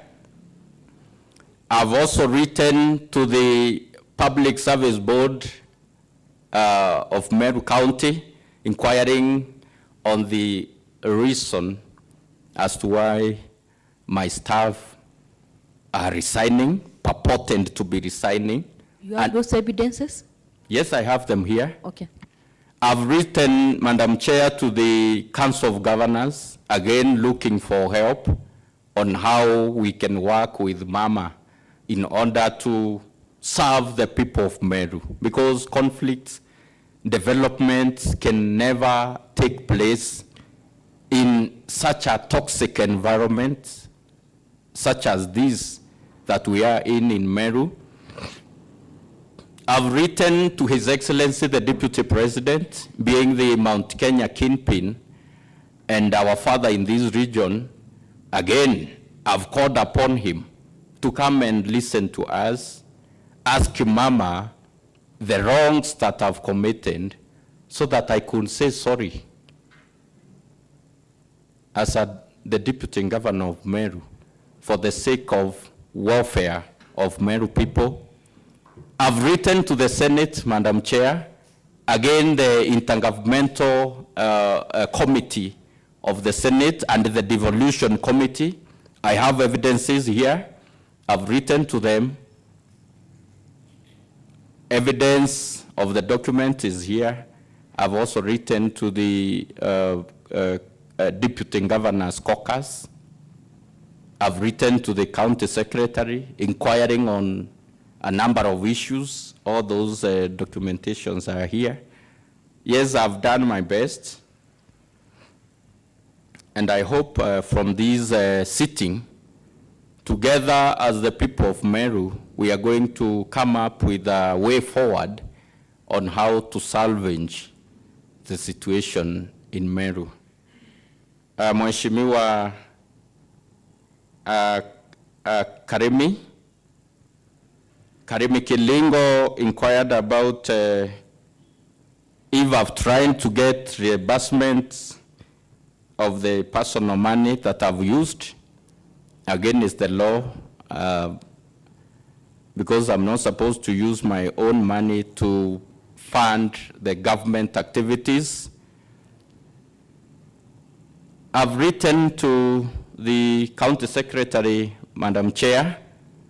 I don't know if I'm supposed also to write to them to reimburse the monies that I've used in facilitating my PA for around 7 months and facilitating my PA again after the alleged resignation from the month of July, because he is still with me and supporting me in our endeavor of delivering services to the people of Meru. I haven't written on that, but on fuel and other office facilitation, I've written to them, but there is no response. Of course, your guess is as good as mine, because we know to whom the instructions are given, or from where those instructions are coming from, so that they are only acting on behalf of our boss, who is also my boss, and of whom I really respect as the elected governor of Meru County. Thank you, Madam Chair. Thank you so much, Your Excellency. Thank you for traveling around, less traveled by very many. At this juncture, honorable members, I would wish us to deliberate on the second letter, so that if there are any questions arising from the facilitation, we can be able to tackle them after we handle the second letter. I can see Honorable Salome, you wanted to say something?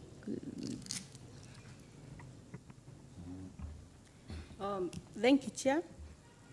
I got information that governor's staff were taken for induction at Mombasa, and also deputy governor staff were in the list, but their names were cancelled. Is it true or false? Thank you so much. I think that's a very relevant question. You can do it on microphone for us to be able to get your concerns quite well. You are not audible.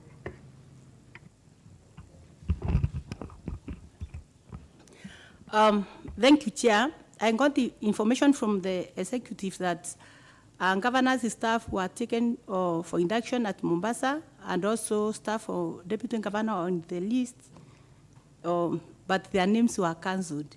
Is it true or false? Before the deputy governor answers that, honorable member, when did you get this information from?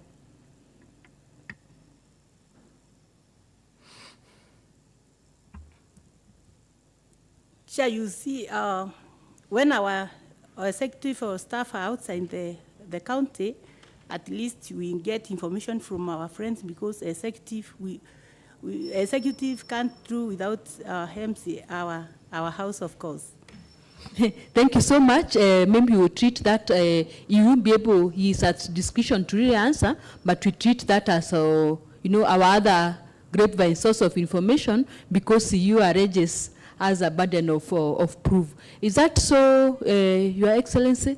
Is that some kind of truth? The allegation, Madam Chair, is confirmed that I think this has happened. The most recent left out of my staff is the induction that took place like 3 weeks ago.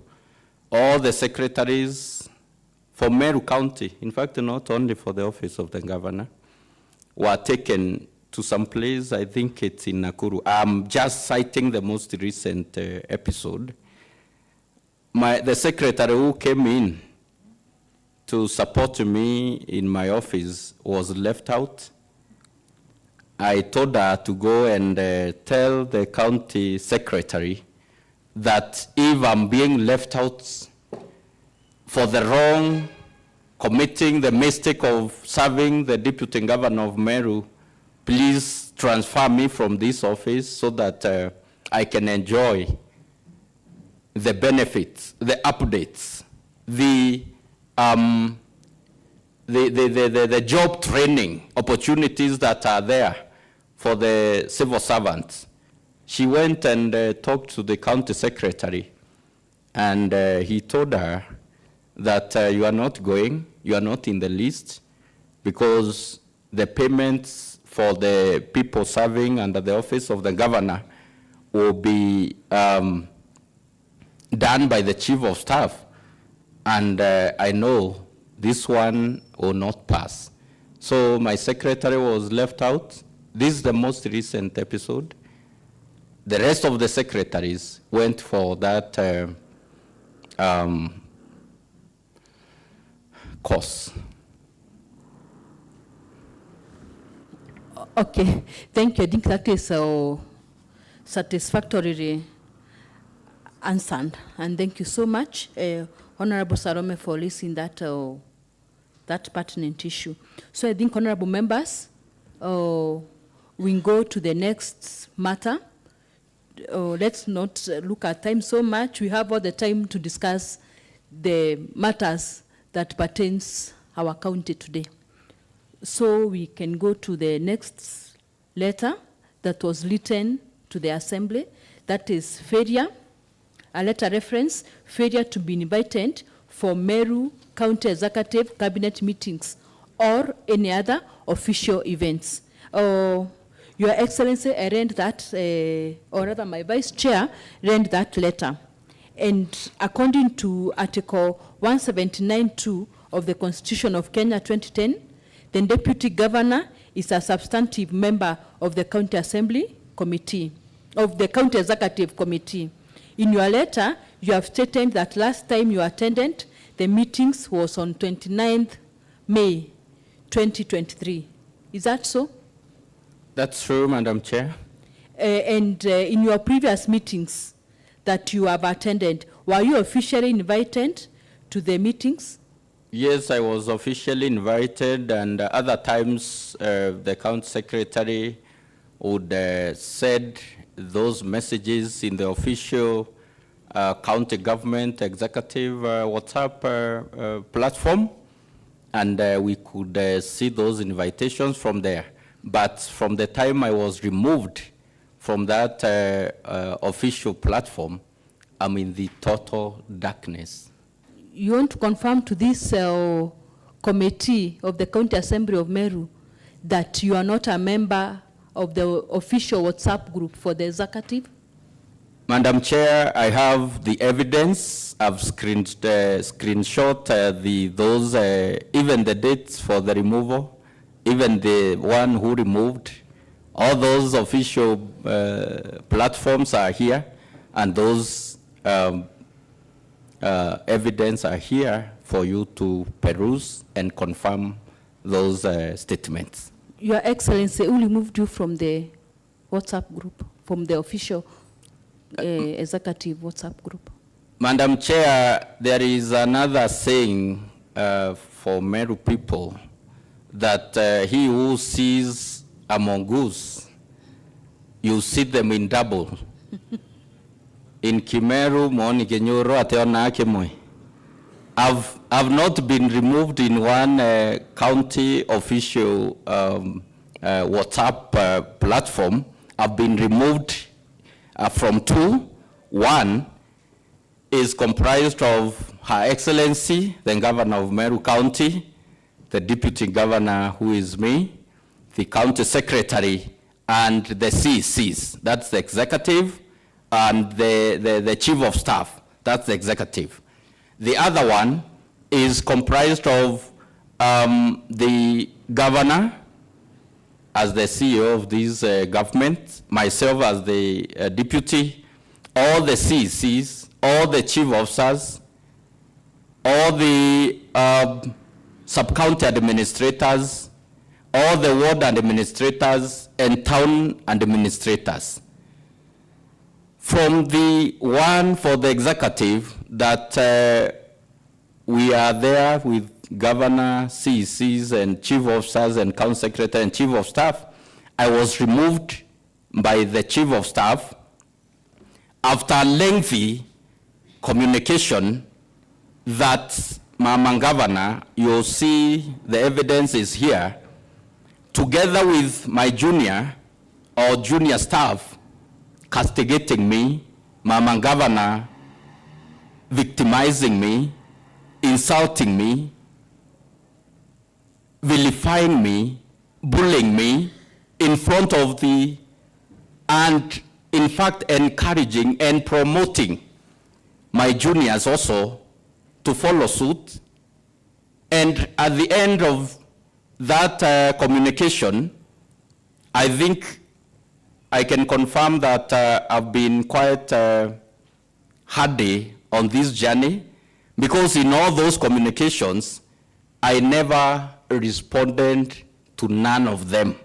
I remained resilient, I remained calm, I remained respectful to my boss and also to my juniors, until maybe when they got tired of themselves and Nchamba Bede was instructed to remove me from the executive official platform. The other platform, Madam Chair, it is that other that include the governor, all the CEC, chief officers, sub-county administrators, ward administrators, and town administrators. Again, Mama, there are sufficient evidence here, led the brigade of our junior officers to insult, castigate, victimize, bully, and finally, maybe they got tired that I'm not sensitive to respond to their allegations and their insults. Again, one James Mutia, who was the chief officer, public service at that time, again, he removed me from that other official government communications platform. Thank you, Madam Chair. Thank you so much, Your Excellency. You said you have the proofs of those, the proofs. Yes, sufficient evidence is here. You have it. Screenshots from those two official platforms for the county government of Meru. Thank you so much. I think at the right time, we shall be able to admit those proofs to the committee. And we are sorry if your junior staff would be used somehow to verify you as the duly elected deputy governor of Meru.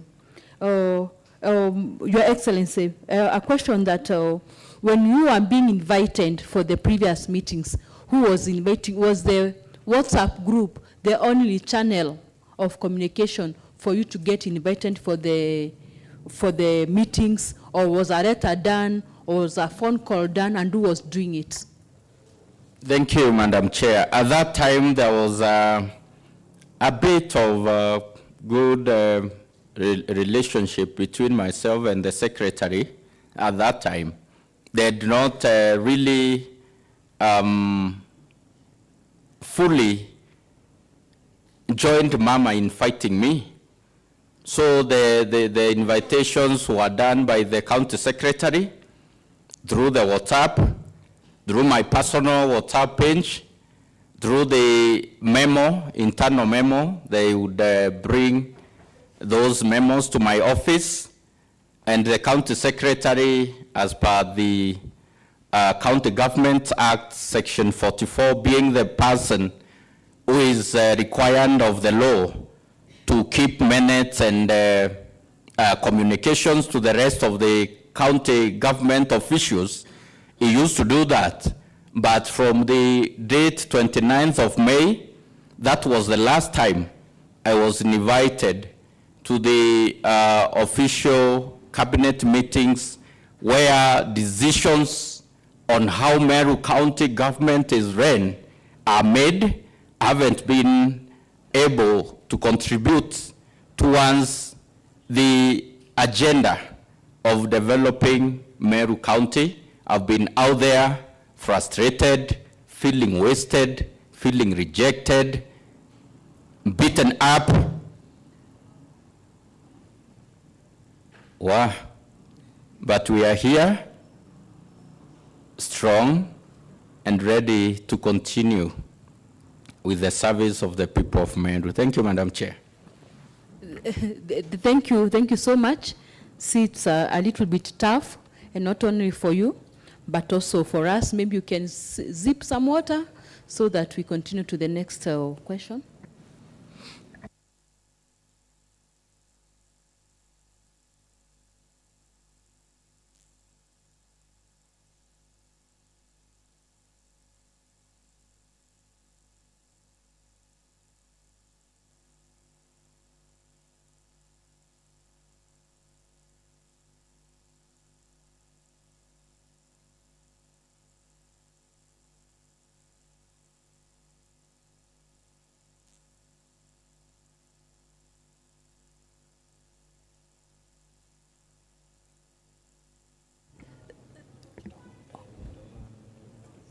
No, let me continue.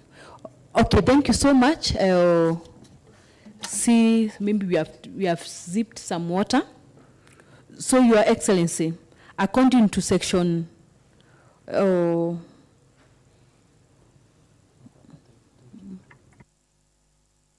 according to section 44, 3B, the county secretary is responsible for arranging the business and keeping the minutes of the county executive committee, subject to the directions of the executive committee. In this regard, you have raised concerns with the county. Have you raised concerns with the county secretary regarding your exclusion from the county executive committee meeting? If so, what concerns have been addressed? And in what manner did you raise concerns? Were they written? Were they not written? Were they verbal? What kind of concerns did you ever raise, if any? Thank you, Madam Chair. Yes, by dint of Article 179, I'm supposed to attend to all the cabinet meetings, because the Constitution is very clear on who is supposed to be the members of that cabinet. One is the governor as the chair of that cabinet, and the deputy governor and the CECs. I can confirm that that article, that spirit of devolution, has not been honored in Meru County, because the Constitution doesn't give an alternative. It doesn't give options of if the governor or the deputy. It says that the governor, the deputy, and the CECs. So I've raised that concern with the county secretary, the officer who is supposed to invite all of us to those meetings, And I've done this, Madam Chair, by the way of writing, and they've not responded to my concerns. Still waiting, Madam Chair, and that is why I'm here today as a very integral part of devolution, also to hear about the issues that are ailing our county government of Meru. Thank you. Thank you so much, Honorable Gakure.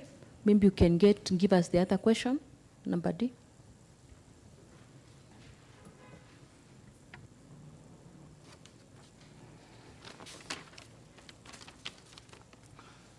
Thank you, Madam Chair. My name is Stephen Gakule Nchebere. I represent the people of Gucua. This question, Your Excellency, the Deputy Governor, I asked you, do you think your failure to be invited to the County Executive Committee meetings and other official meetings could be as a result of a broken down communication between you and Our Excellency, the Governor, or could it be by chance? Can I answer, Madam Chair? Please. Thank you, Madam Chair. Mheshimiwa Gakule, thank you for that, raising that important question. The failure for the county secretary to invite me to attend the official meetings, both the cabinet and any other official function, I can attribute it, Madam Chair, to the style of governance of Our Excellency. We can't take it from the facial point of view and say it is the failure of our lack of communication. It is the style of governance for Her Excellency, whereby she appreciates doing things herself, the lack of inclusivity. I think it is also part of the punishment and the torture that has been planned for me, maybe to exit the position of the Deputy Governor. It is also, I think, lack of knowledge on what County Government Acts states. It is also lack of knowledge on what the Constitution says. It is lack of support to the spirit of devolution, because the spirit of devolution is that of inclusivity. And if at all you were to leave anyone out, if it's a must that someone must be left out, then that person, Madam Chair, should not be the Deputy Governor, who in case of the governor being unwell while conducting those meetings, the immediate person who should assume the seat of the deputy of the chair, it is the Deputy Governor, and carry on with the business of Meru County, of guiding the cabinet. So I can attribute that to not only to lack of communication, but lack of knowledge on so many areas and so many laws that govern this country and also govern county governments and devolution. Thank you, Madam Chair. Thank you so much. I can see Honorable Frida and a question number C. Maybe you can be able to... Madam Chair, sorry. Yes, please. Let me add more flesh on that. This is deliberate. Now I want to support directly Mheshimiwa Gakule. It is deliberate, Madam Chair, because in our official... Mr. Deputy Chair. Madam Chair, in our official platforms, Madam Governor is seen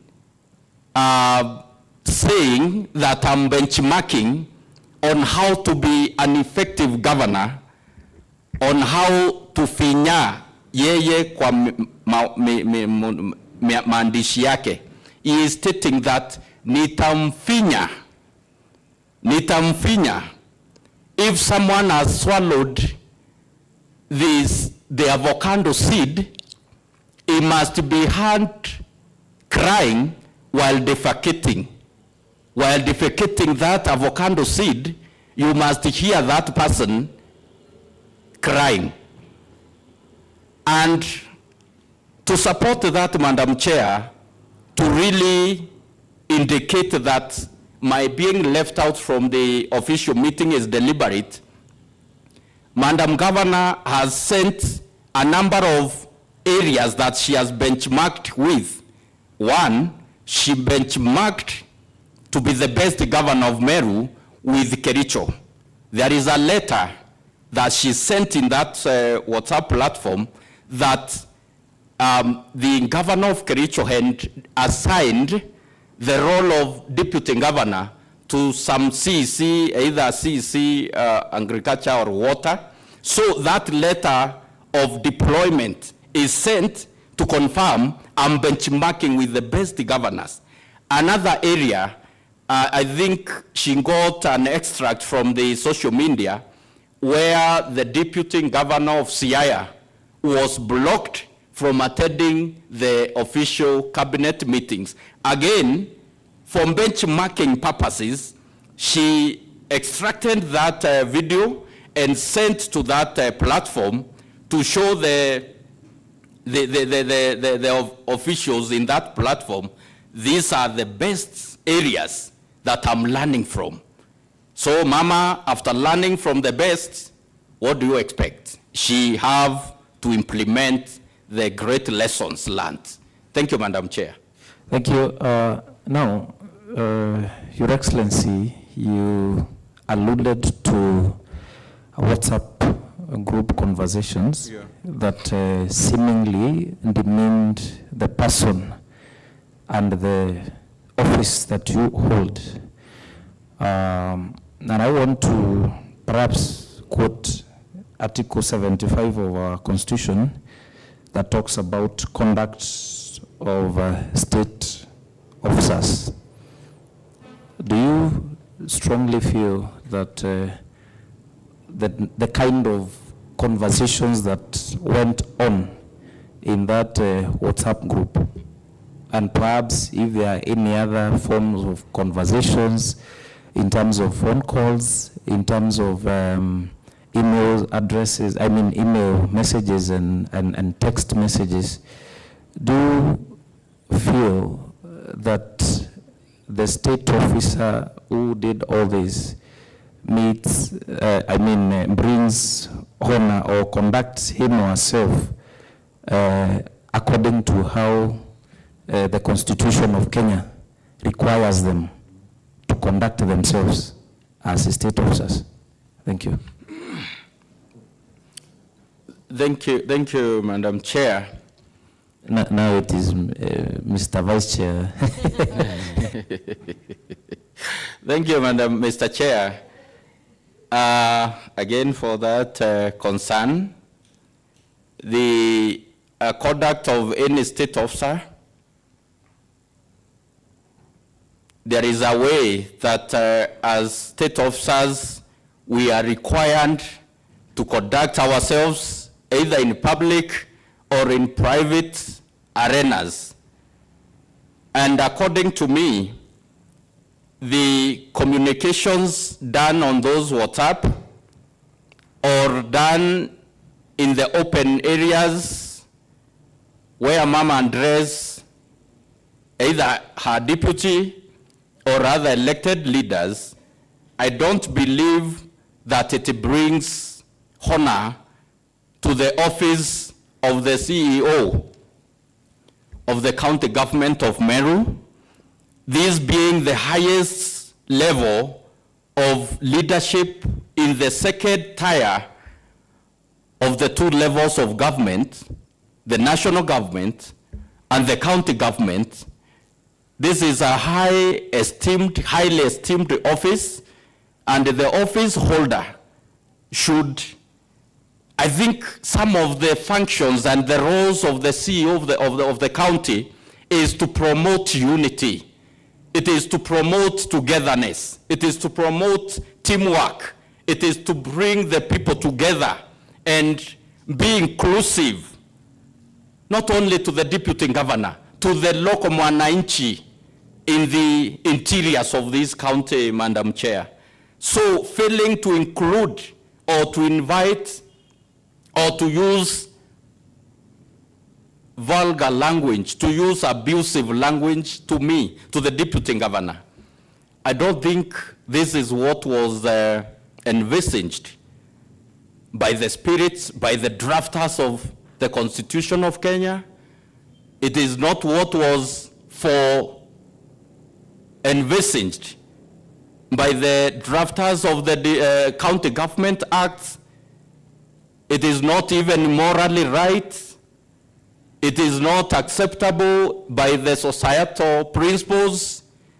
The people of Meru have respect for different age groups, for different members of the society. It is not acceptable anywhere. It is not even Christian. And Mama being my senior, a bishop, and being her junior in all respects, both in religion and also in the office, she's not supposed to address me in a manner to promote divisiveness, to promote disunity, to promote lack of respect for me. You know, respect is two-way. You respect your junior, and they respond the same. So I've maintained and contained myself and maintained the oath of office that I took on 25th of August, 2022, that I shall honor and defend the Constitution of Kenya, serve the President of Kenya and the people of Meru. Yes, I've tried to do that, but under very, very difficult circumstances. I said again that I'm not giving up yet. I'm on the track and ready and available for the people of Meru. Thank you, Madam Chair. Still on the same, Your Excellency, now, have these actions of, abusive language to an extent of even the staff, juniors, demeaning you, have they in any way injured your emotions? Have they had any adverse effect on your self-esteem? Because mental health is also an important aspect of leadership. Thank you. Thank you, Madam Chair. These issues, Mr. Chair. Yes. Okay. Okay, Mr. Chair.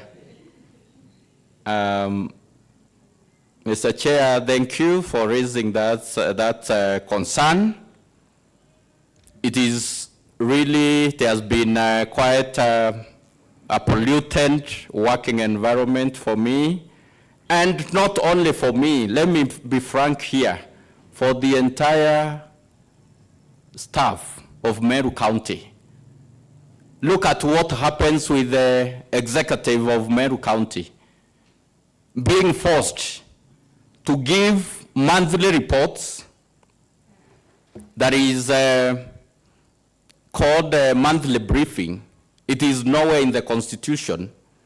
We only subject our officers to shame, to intimidation, to bullying, being asked questions that sometimes you don't have answers to give, and also issues that are supposed to be discussed by the CEO and his team in the boardroom, they are spilled in the public. Waswahili walisema kwenye kuku wengi usimwage mtama. There are issues that we are supposed to square out as the executive in the boardroom and come up with the refined, palatable, consumable pieces for the purposes of the public, as we give it whole and raw to the public to consume. No wonder the environment in Meru is toxic. They feel like we don't have the executive part of the government, the authority that our officers should carry with them, that the CECs should carry with them. People who are recruited by the basis of their training, by the basis of their expertise, by the basis of their experience of work from their areas of training in different departments, the health department, agriculture, trade, and education. They are qualified men and women. But as we speak, Madam, Mr. Chair, there is no officer who can stand in front of you and speak with authority about the agenda that they have in their various departments because of the self-esteem that you've talked about. They are already affected, from the deputy governor, from the top officials of the county government of Meru, and the rest. Again, Waswahili walisema, samaki huanza kuoza kwa kichwa. Samaki akioza kichwa, aingie shingo ambayo ni deputy governor, don't expect the tail to be healthy. The rest of the body is rotten, and we need a serious surgery for Meru County, for the people of Meru to benefit from the development agenda that our government has for the rest of the country. Otherwise, we are going to remain behind in so many areas. Thank you, Madam Chair. Thank you so much, Your Excellency. And you've mentioned lightly about the samaki akioza kutoka kwa kichwa, hata shingo inaoza. I don't want to imagine that nyinyi wote mumeoza, kwa sababu pia sisi tutakuwa tumeoza as a county. But on a light note, I saw Honorable Frida, you had an issue from Frida. I also saw Honorable Makena Mogaine, you also had an issue. Maybe in that order, we can be able to raise the issues. And our glucose levels are going down, so we can try and be fast. Okay, thank you, Madam Chair. For the purpose of records, Frida Naito, specially elected by UDA. To you, our Deputy Governor, we know according to Article 179(2) of the Constitution of Kenya, you're a substantive member of County Executive Committee. And according to you, have you done any formal communication regarding your non-invitation to the County Executive Committee, maybe to the County Secretary or whoever who is in charge of inviting people to that committee? Thank you. Honorable Mogaine, you can combine so that we can answer both of them. As Honorable MM from Migoji West, your hand has been up for quite some time. Eh? You'll follow after Mogaine. Thank you, Madam Chair. Thank you, Our Excellency. Mine is to ask you, because you've been excluded from the county executive meetings, has this had an impact on your overall functioning and decision-making process in the county government of Meru? Thank you. Maybe you can respond to that so that Honorable MM will now, after this, take us through the Finance Management Act and be able to ask a question on that. Thank you, Madam Chair. One, Honorable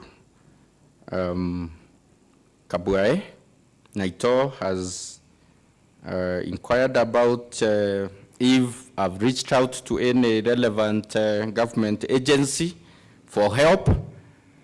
Yes, even before I thought of reaching out to officially the government agencies, I had talked myself to Her Excellency, invited some of the elders within the cabinet, again to reach out to Her Excellency and help in solving out our differences. I had reached out to the clergy, revered member of clergy family in Meru County. Again, they availed no help. I had reached out to the revered members of Jorincheke, Council of Elders. If they can, they will confirm this to us or to the people of Meru that I reached out to them. Again, I don't know if they ever relayed the message to Her Excellency, because mine is to tell the story, but in a very, very simple way. Once they go that way, they don't come this way with the feedback. Then when these issues developed to this other level, I started now officially engaging with the government agencies, and one of those is this key stakeholder of any devolved unit, and this assembly is a serious stakeholder in Meru County government. And so I wrote to you, to this house, to the speaker, and also I've written to the county secretary, again inquiring if there is any cabinet meetings that have been held in my absentia, and why I've been left out of those meetings. And it is the Constitution who states, I won't say which, it is because it's a living document. It is the Constitution, being the authority, who states on the composition of the cabinet. So by the virtue of that, yes, I've reached out to those relevant agencies and the offices. Madam Mogaine, if my overall contribution has been affected, this obvious, yes, it is like paying a house girl or a houseboy or a gardener, and you don't give them tools and equipment to do the work. And even if they try to do the work through their own innovativeness, they look for the available ways of working. Again, you stop them, that you remain there. I'll do my work myself, but you know this is being unkind to the public, because the public money is used to pay the honorable office and the holder of the office of the Deputy Governor of Meru. But again, the people who are supposed to guide on how things are done so that we pay, we serve, we give, we contribute as per the mandate of the office. Instructions are there that I should not be given any opportunity to contribute, and I feel, again, as Meru County, we are losing, we are missing the point, we have lost the track, and we need to redirect this water back to its original flow. So as part of this community, we must all together entertain this discussion on where are we heading to as Meru community, not even the government. It is all of us. Thank you, Madam Chair. Thank you so much. Kisima. Thank you, Madam Chair. I think last month we had a meeting, a state launch at Nakuru, with all elected leaders in Meru, together with the president and the deputy president. And I saw a deputy governor there. What I wanted to know, how did he get the information? Or you are going there? Or was he invited for that meeting? And if he was not invited, how did you get that information? And if I go back to the last letter that you handled, was he compensated or was he facilitated to go there? That's my question. Thank you so much. I think he handled that a little bit, but briefly, maybe in a summary manner, Yes. you can be able to remind us again about that meeting. And as you remind us, I can see Mheshimiwa from Igoji West, your hand is up. You really want to contribute on the matter that you have told me on the financial year. So maybe you can do that as the Mheshimiwa prepares. Yes, Madam Chair, we've discussed quite intensely about the effectiveness and and efficiency, and what has really appeared strongly is that for us as the government to be effective, there must be prompt and effective communication. I've said that my last communication was in May. That is the direct communication with Mama. And that is when instructions were given to all staff, including Director of Communications and Protocol, not to in any way engage with me officially or unofficially. And it's good, Madam Chair, that you know my office has been isolated. I work in solitary. If in any case you are spotted going to the office of the Deputy Governor, remember, you will pay for it.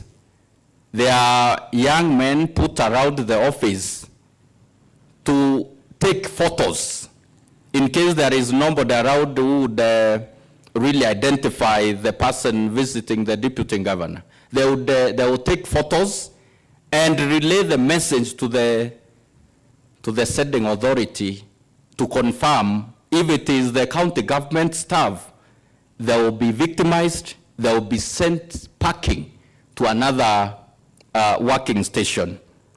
If it is the member of county assembly, the Okolea thing will land to their ward heavy, prepared to crash, and pay the price for visiting that office.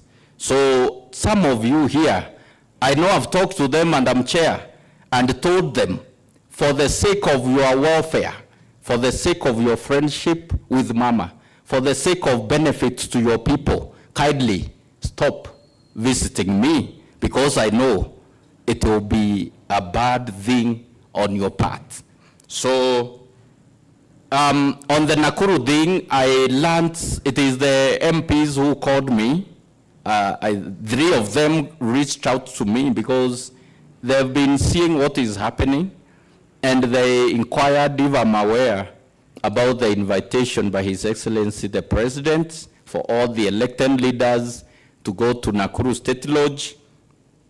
I told them I'm not aware.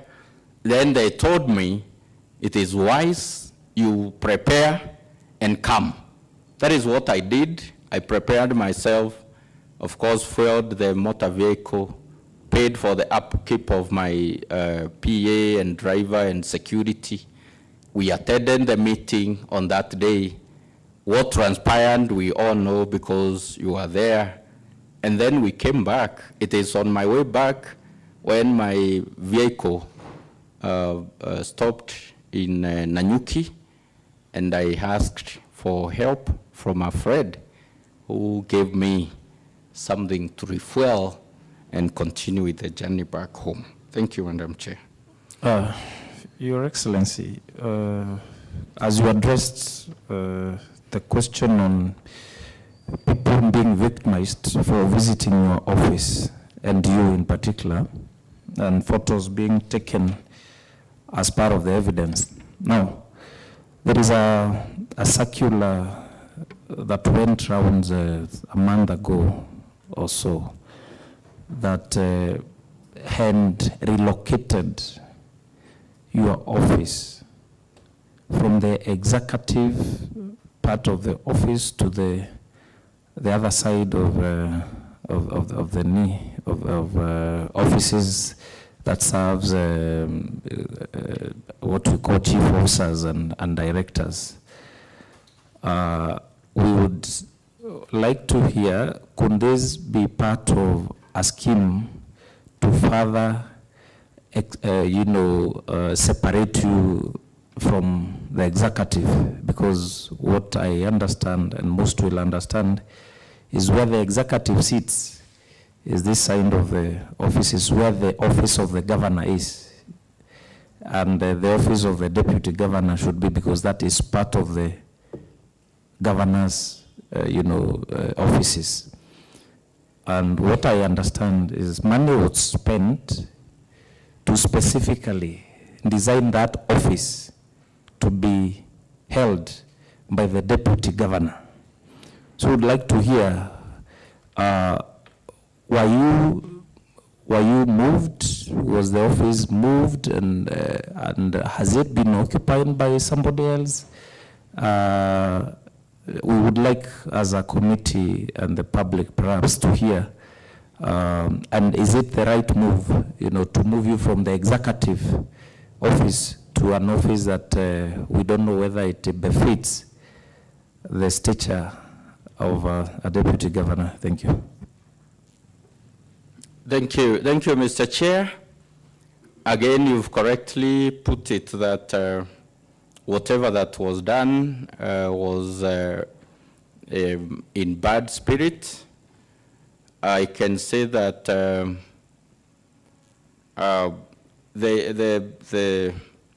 the force that has meted on me and the vilification is unwarranted for, it's uncalled for, it's unnecessary.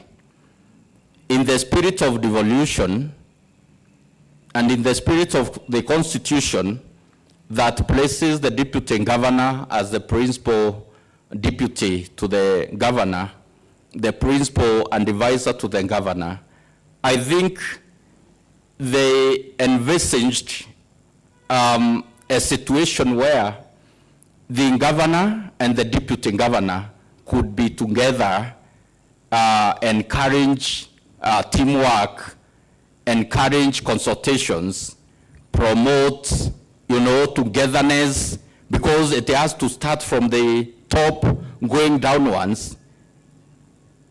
That is why the previous regime, former governor of Meru, His Excellency Mzee Kiraitu, and my senior, His Excellency, former Deputy Governor of Meru, Titus Ntochu, together with the cabinet and all the stakeholders, including the County Assembly of Meru, I think the third assembly, the second assembly, decided to come up with a design and allocate sufficient public money, to create the office of the governor and that of the deputy governor. Among the issues that they considered, I think it is the executive role that the governor and the deputy governor are supposed to play as per the Constitution. The issue about the work that we should do in consultation, we will be close to each other. Again, the security aspect of the two county executive, it was, I believe, considered by the players who did that beautiful work. That is why they moved from the old block and came to the new block. And I tell you, there is heavy investment for that office to suit the caliber of the office bearer.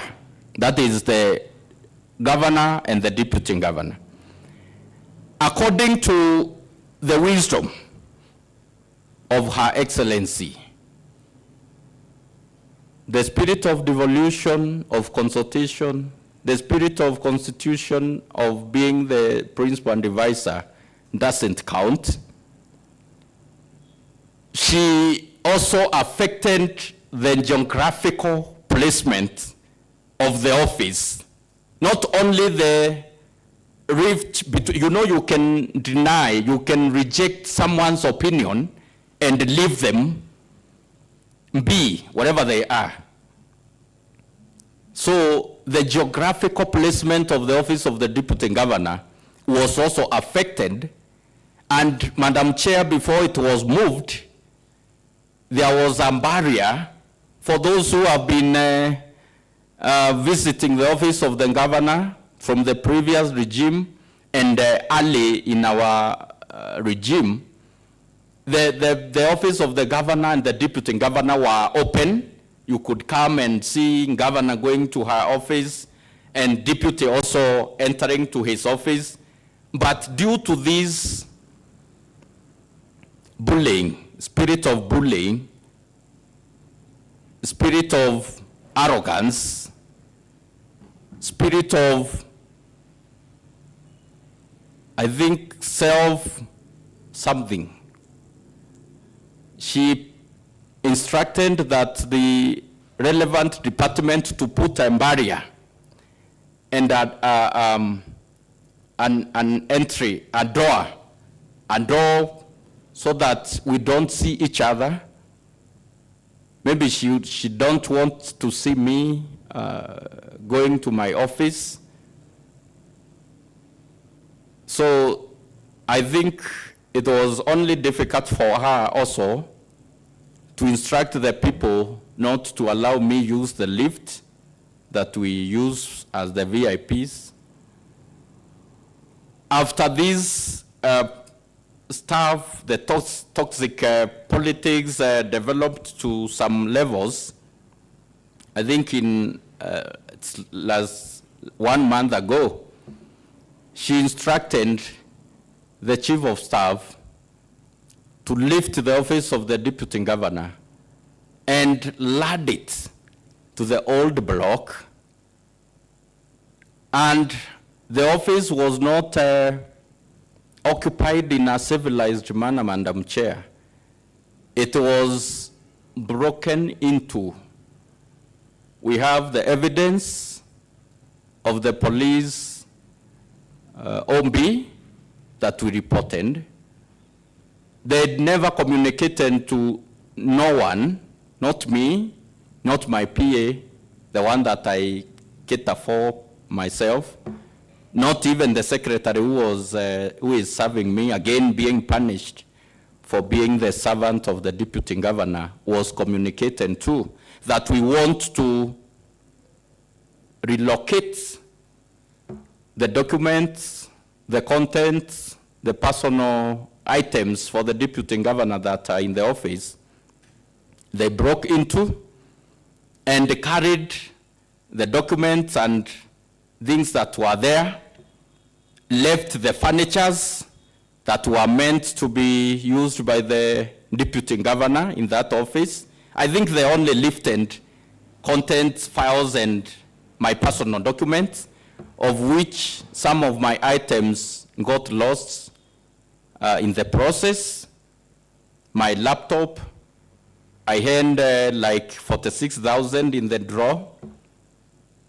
I hand my academic documents. They are reported with at the police station, because the people that were used to relocate me, they just did it in a manner to show that you are nothing in this government and you don't matter.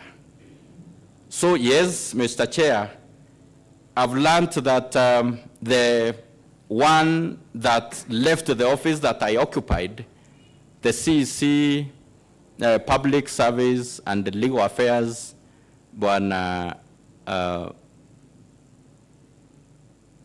anaitwa? Hata nimeanza kuwasahau. Dickson Monene. He is the occupier, you can imagine.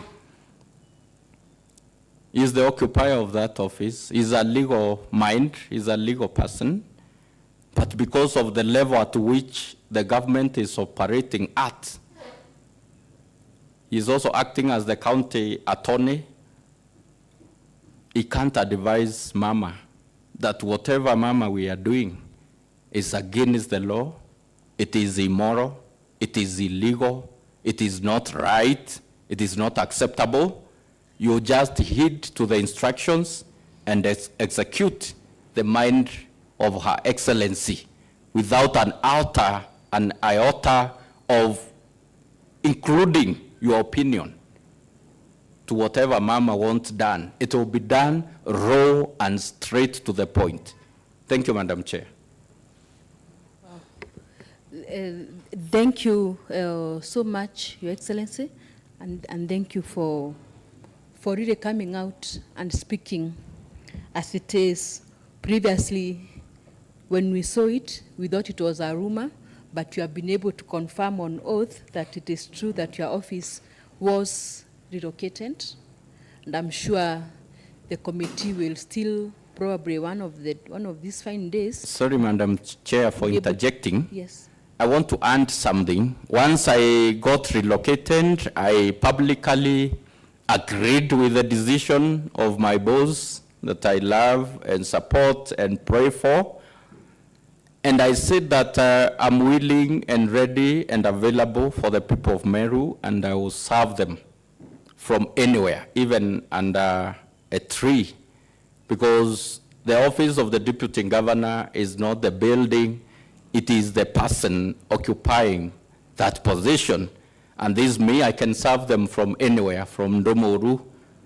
I can give services to the people of men from anywhere. So once I reported to the new office that befits the Deputy Governor of Meru status as per Mama's point of view, I wrote to the county secretary that now that you've relocated me, I appreciate the gesture, but I don't have the place where my secretary can operate from. I don't have a place where my PA can sit. I don't have a place where my driver and my security, I can call them my secretariat, can operate from. My protocol media people that are supposed to take photos of any event when I'm moving out, I don't have anywhere where they can serve the people of Meru from. Madam Chair, I have again the correspondence here about the letter that I wrote to the county secretary and about the response that I got that, yes, Your Excellency, we acknowledge the receipt of your letter complaining about the insufficiency of the space where your people can operate from. We can inform you that the office that you occupy is the biggest in this county. Allow us to come and petition that office so that we can get those 4 offices for your people to operate from. I have that correspondence here from the County Secretary of Meru. Thank you, Madam Chair. Thank you so much. Honorable members, take it is. Probably we shall go there to visit the Excellency, the Deputy Governor of Meru, and probably share some tea from the office if there is any. Mheshimiwa Mbioki, your hand has been up for a long time. Then after that, we'll give to Mheshimiwa Idili, who is our leader of Minority Party, where I am, so that we can be able to address us. Thank you, Madam Chair. Your Excellency, I think as per the Constitution, you are still, under any circumstance, the second in command. Nobody can take that one as your constitutional right. looking at Section 129 of the Public Finance Management Act of 2012, you are supposed to be a member of the executive committee, and it is the executive committee that approves the budget. So we are wondering, well, I'm wondering whether you are involved in the approval of the budget in the year 2023-2024. And if so, how much money was allocated for your office? Thank you. Thank you, Madam Chair. At the time, I think it was around March. At that time, things had not reached to these levels where we are. I followed Mama and the executive team that was approving the budget 2023-2024 to Nanyuki. Yes, I was part of the team that approved the budget. Madam Chair, I've been hearing, you know, when we meet as deputy governors caucus, we share, we talk about the successes and failures that we have in our counties. We talk about the welfare. I can tell you that I've been hearing things from my colleagues that I have 40 million as my budget line for my county. I am the CEC for this. I have 45 million, I have that million. And they ask me, how much do you have, Deputy Governor of Meru? And I tell them, I operate under the mercies of God as the Deputy Governor of Meru. So to answer the question from Mheshimiwa MM, I have no budget line, Madam Chair. And I have a document here, again from Mama's communication.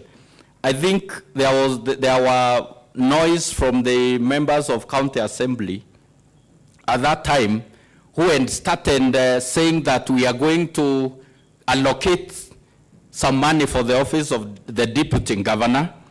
And Mama has, I have communications here from those official platform, Mama saying that he is saying that he will split the budget into two. Let him dare. He will pay dearly. I'm not the one saying, I'm quoting verbatim what was said. And if he is comparing himself with Mheshimiwa Ntochu had invested heavily on the formation of the government. So on what basis is he claiming to be facilitated as the Deputy Governor of Meru? You know, again, let me not talk much because again in Kimeru, my late father, the former national chairman during Cheke Council of Elders, told me that he who tells everything is likely not to be there to tell the story again tomorrow. Kana mwaria tionde atetora. So I'm not here again to tell the whole story because we have a future to tell it again and again and again. Thank you, Madam Chair. Thank you, sir. In connection to budgetary allocations, I want to bring to your attention and attention of the public that this assembly passed a budget for the office of the governor for an approximate of 188 million, 173 million office of the governor. And the office of the governor, the law recognizes the office of the governor, meaning both the governor and the deputy. Therefore, when the assembly passes a budget of 173 million allocated to the office of the governor, it means the deputy governor is part of the money that is allocated to that office. So you're telling us there is no single budget that the governor has assigned to the office of the deputy governor, even after we passed 173 million to that office.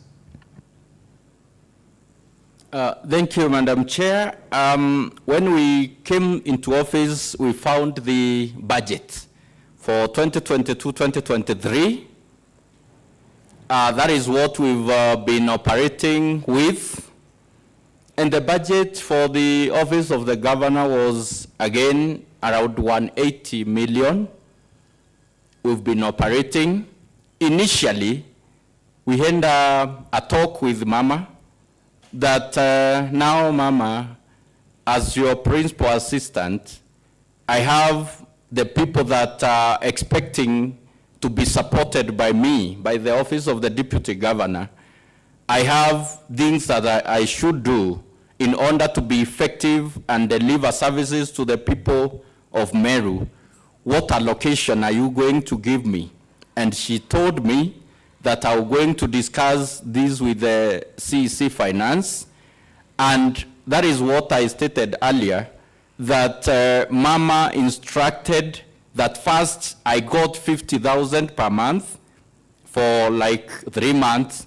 Then I got 200,000 per month, again for like 3 months. From the month of April, it is stopped.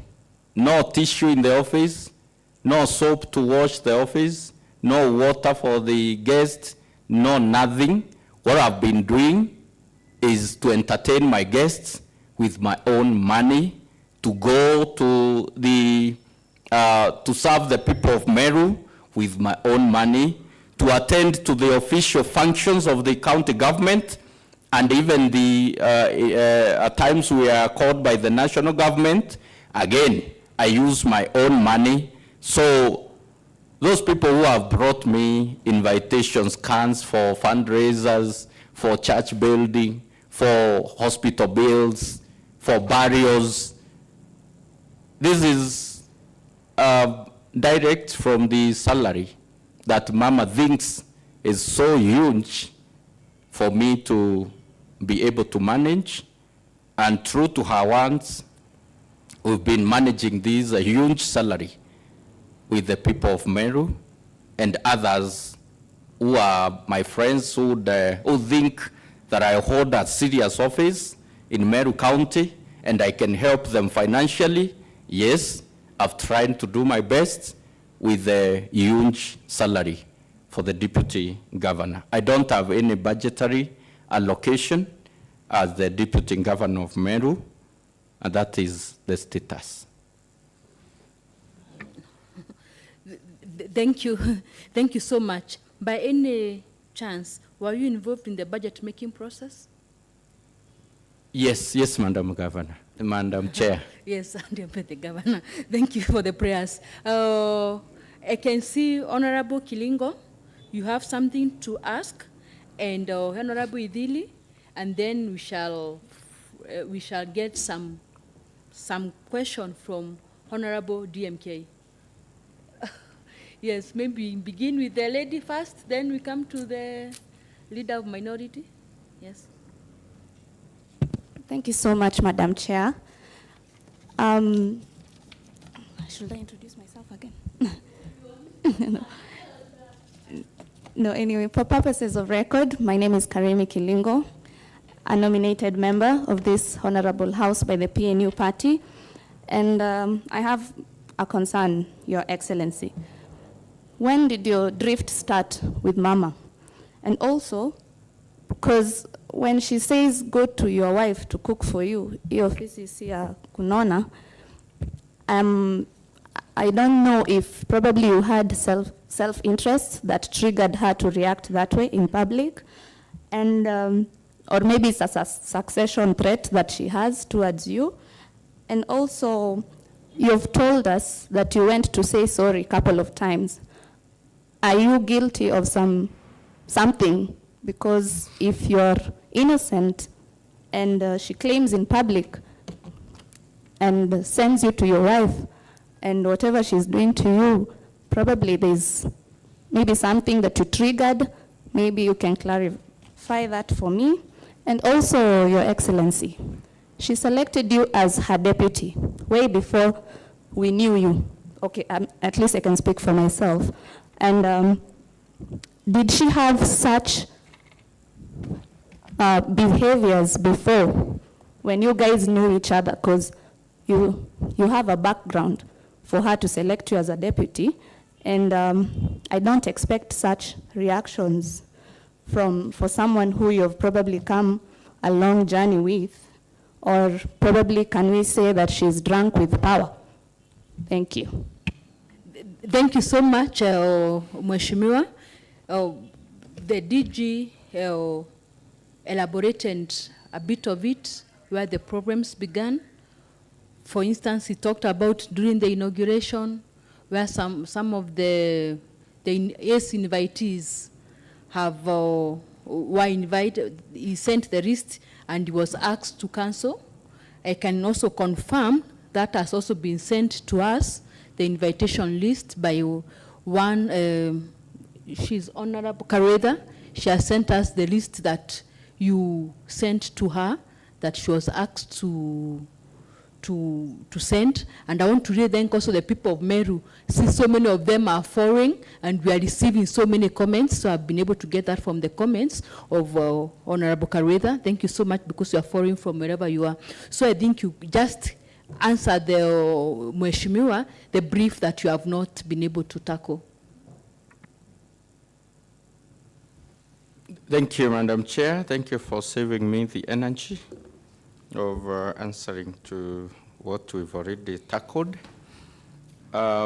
When my rift started, that one is handled. Go to your wife and get fend from there. I think Mama was responding to my statement that I gave to the media, that it is Mongera of Wero TV who asked me, what challenges have you faced for 1 year? You've been in office of the Deputy Governor of Meru.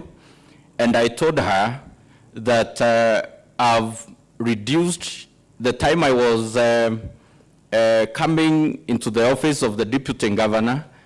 I was weighing 94 kilograms, and 1 year down the line, I am 89 kgs, meaning for 1 year, I've reduced by 16 kilograms due to the mental issues, due to the challenges that I've gone through, stress. So by the response that Mama gave, that if you're cutting weight with that rate, then you need to go and get fed by your wife. I don't think that is the correct manner in which she was supposed to respond to my statement, to my issues, to my cry, because that was a cry that was supposed to be listened to by my boss, by my friend and colleague, and by a senior clergy in this community. She was supposed to give ear to all, and including to the Deputy Governor, because that is the spirit of devolution. You encourage inclusivity, public participation, and it's not always that the public will tell us what we want to hear. So by me saying that things have not been easy for me, and for her to respond in that way, also including my spouse in the mix, you know, that again is lack of respect. It is dishonor to the office of the high office of the second level of government. that address to me was unpalatable, and I still feel offended by that statement. And also my wife and the entire family felt like we are under attack by our own governor, who should be protecting all of us, starting with the deputy governor to the rest of the people of Meru. Thank you, Madam Chair. Thank you so much. I think then to cut down on some weight, one needs to be the deputy governor. Okay, so maybe we can go to Mheshimiwa Idhili. Thank you, Madam Chair. No, Madam Chair, correct. If you want to cut weight, you have to be the deputy governor. And not all the deputy governors have cut weight. You must be under.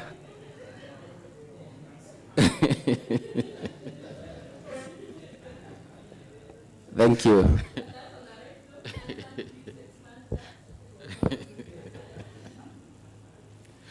Thank you, Madam Chair. Your Excellency, we understand constitutionally that you are the principal principal assistant to the governor. And there are some meetings we expect you or the governor. If the governor is not there, we expect the deputy governor to be there. And Your Excellency, on 22nd of May, we saw on the Facebook page of the governor an delegation led by the county secretary constituting the PA, the sister to the governor, and the security officer, the security of the governor, sister to the governor, meeting the ambassador of Slovakia in the embassy of Slovakia and discussing matters concerning the county government of Meru. So, Your Excellency, would like to know, were you requested to represent the governor in that meeting and denied or refused? Or maybe the governor saw it right to send the county secretary and the two sisters to represent the county government of Meru. Thank you, Madam Chair. The next one from Deputy Speaker. Thank you, Honorable Chair. I have a concern to raise. I'll pick an incident that happened in the Gembe Central. There was an event in Kiengo MCK where junior county government of Meru employees undermined and ignored the presence of the deputy governor to an extent of not even recognizing him in their speeches. And the team was led by one Motia James, and the two sub-county admins, and the one admins in that region. So in their speeches, they didn't even mention you, nor recognize you. Now a question to that, as the deputy governor, being their boss, how did you react to that? And the last one, to whom do you attribute that to? And the other concern, there's a time, there was an event in Baite TV, in Meru TV, where we didn't see the chief officers and the county executive committee members. They did give a brief that was aired live on Baite TV, and they did castigate you as the deputy governor of Meru County.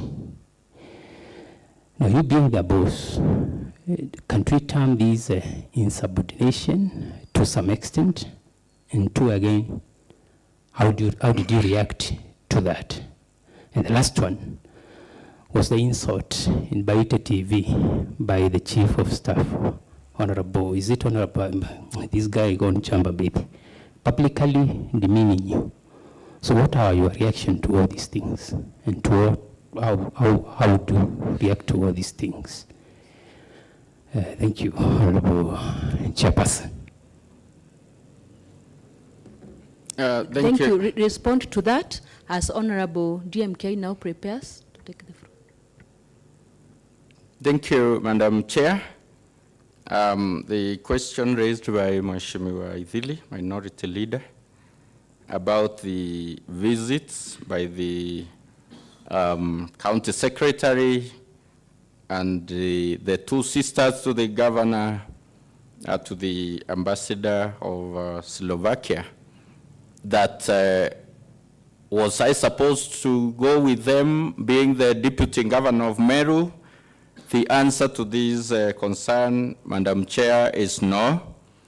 I've been obedient and adhering to the Constitution, that I'm here to serve first the President, again, defend the Constitution of Kenya, and also my loyalty to the people of Meru, and support the governor of Meru, being my boss and the CEO of this county, to deliver to the people of Meru.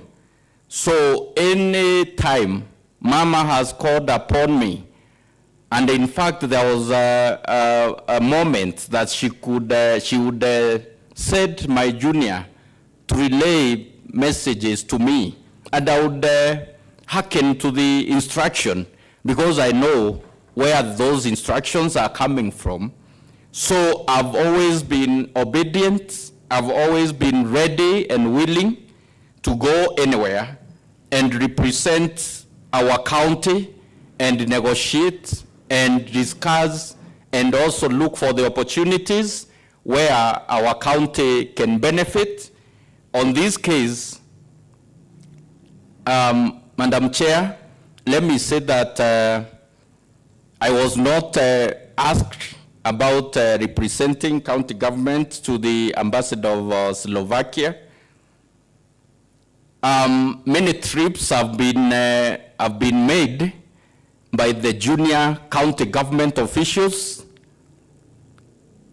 within the country and outside, including China, including America, including Southern Korea, and many other places. I, the deputy governor of Meru, have not been involved in those outside trips where the agenda of Meru County is supposed to be discussed, where the developments, where the opportunities are. The people who go, of course, they go there as tourists. They go to feel good about their being in government. They don't go there with any agenda. They go and enjoy the per diems, enjoy the trip, enjoy the beauty of being related to the governor, and come back. But the agenda of representing Meru County government, to go and listen to the world, hear where the rest of the world is moving, so that we can align our government. Your Excellency, I want to cut you there.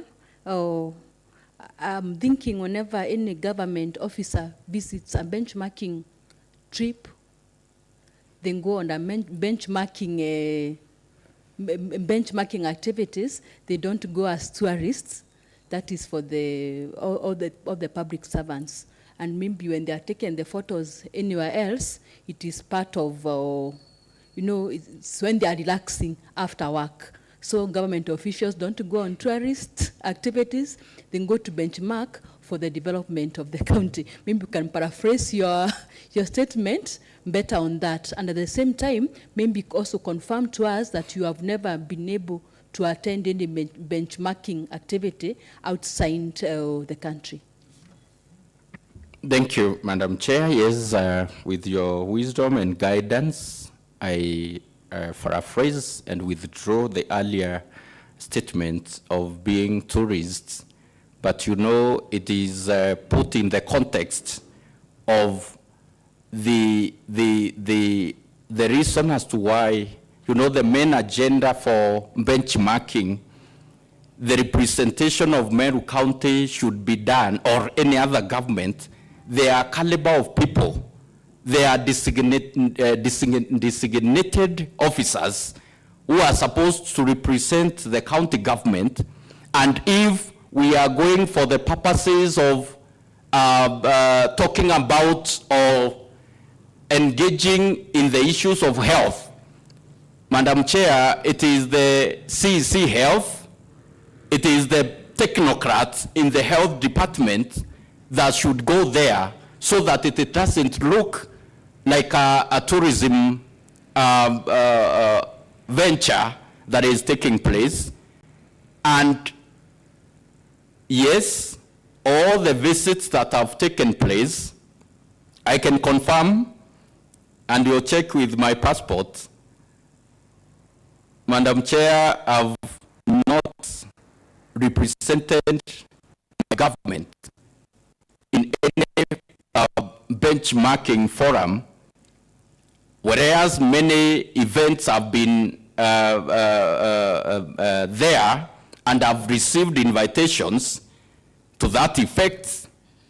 Many are here.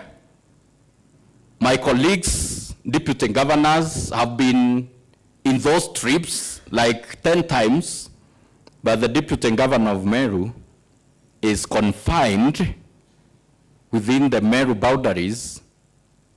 And if you have to go anywhere outside Meru, you meet the costs therein. So I've never represented our government outside Kenya, whereas many trips have been made to that effect. Sorry, you've been asking the chair to protect you from me, but I think this time around you'd ask me to protect you from the chair. Because I want to perhaps help you when you said some leave as tourists. There's one letter that His High Excellency the Governor, this is to Beijing, League Tech Company Limited. I think it was a form of invitation or something. But when you look at the names of people that went to China as of that time, one is High Excellency Governor Kawira Mwangaza, one Dr. John Gikunda Munganya, one Miss Miriam Karwiro Wantai. I think that's the sister to the governor. There is Mr. Nefat Kenyomeme, Mr. Murangiri Kenneth Wantai, again, that's, family. Then Dr. Luruti Jeremia Gitonga. Then there is Mr. Eric Murevi Mukango. So in a list of 7 people, you find perhaps 4. 4 or 5 of them are family, close family members. So I think, Honorable Chair, we cannot really call that a true representation of the county government officials living out for benchmarking. And I would like now to protect the man from the chair this time around. Thank you. Could that be the reason why you said as such? Correctly put. And in the same letter now, Dr. Loruti somebody is not a county employee. In fact, he's a political activist within Meru County. Now, that is not the true representation of the government of County of Meru. Thank you so much.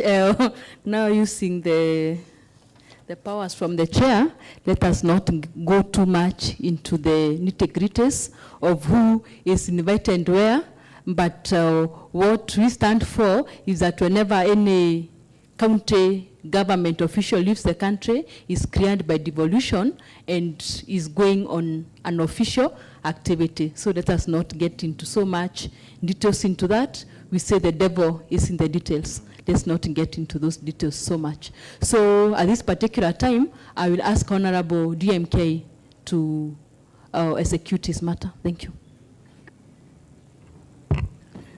Thank you very much, Madam Chair. By your leave and the permissions of Article 180 of our standing orders, I would like to do a cross-examination of the witness. The Deputy Governor before us today is a potential witness in our investigation as to what has been going on. That is why you were sworn in when you came. You did not come to make a speech, and you have been doing well so far, so congratulations. So the chair has allowed me to put very short questions to you, and in the interest of time, we expect very short answers. Some are yes or no, according to what you know is right, because you have sworn today to tell, to inform this committee on what is in your knowledge. Thank you. And my first question is,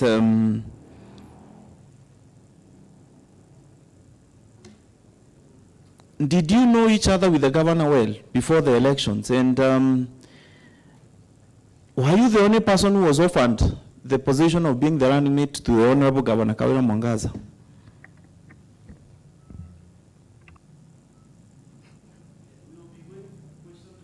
Okay, I answer yeah, that is cross-examination.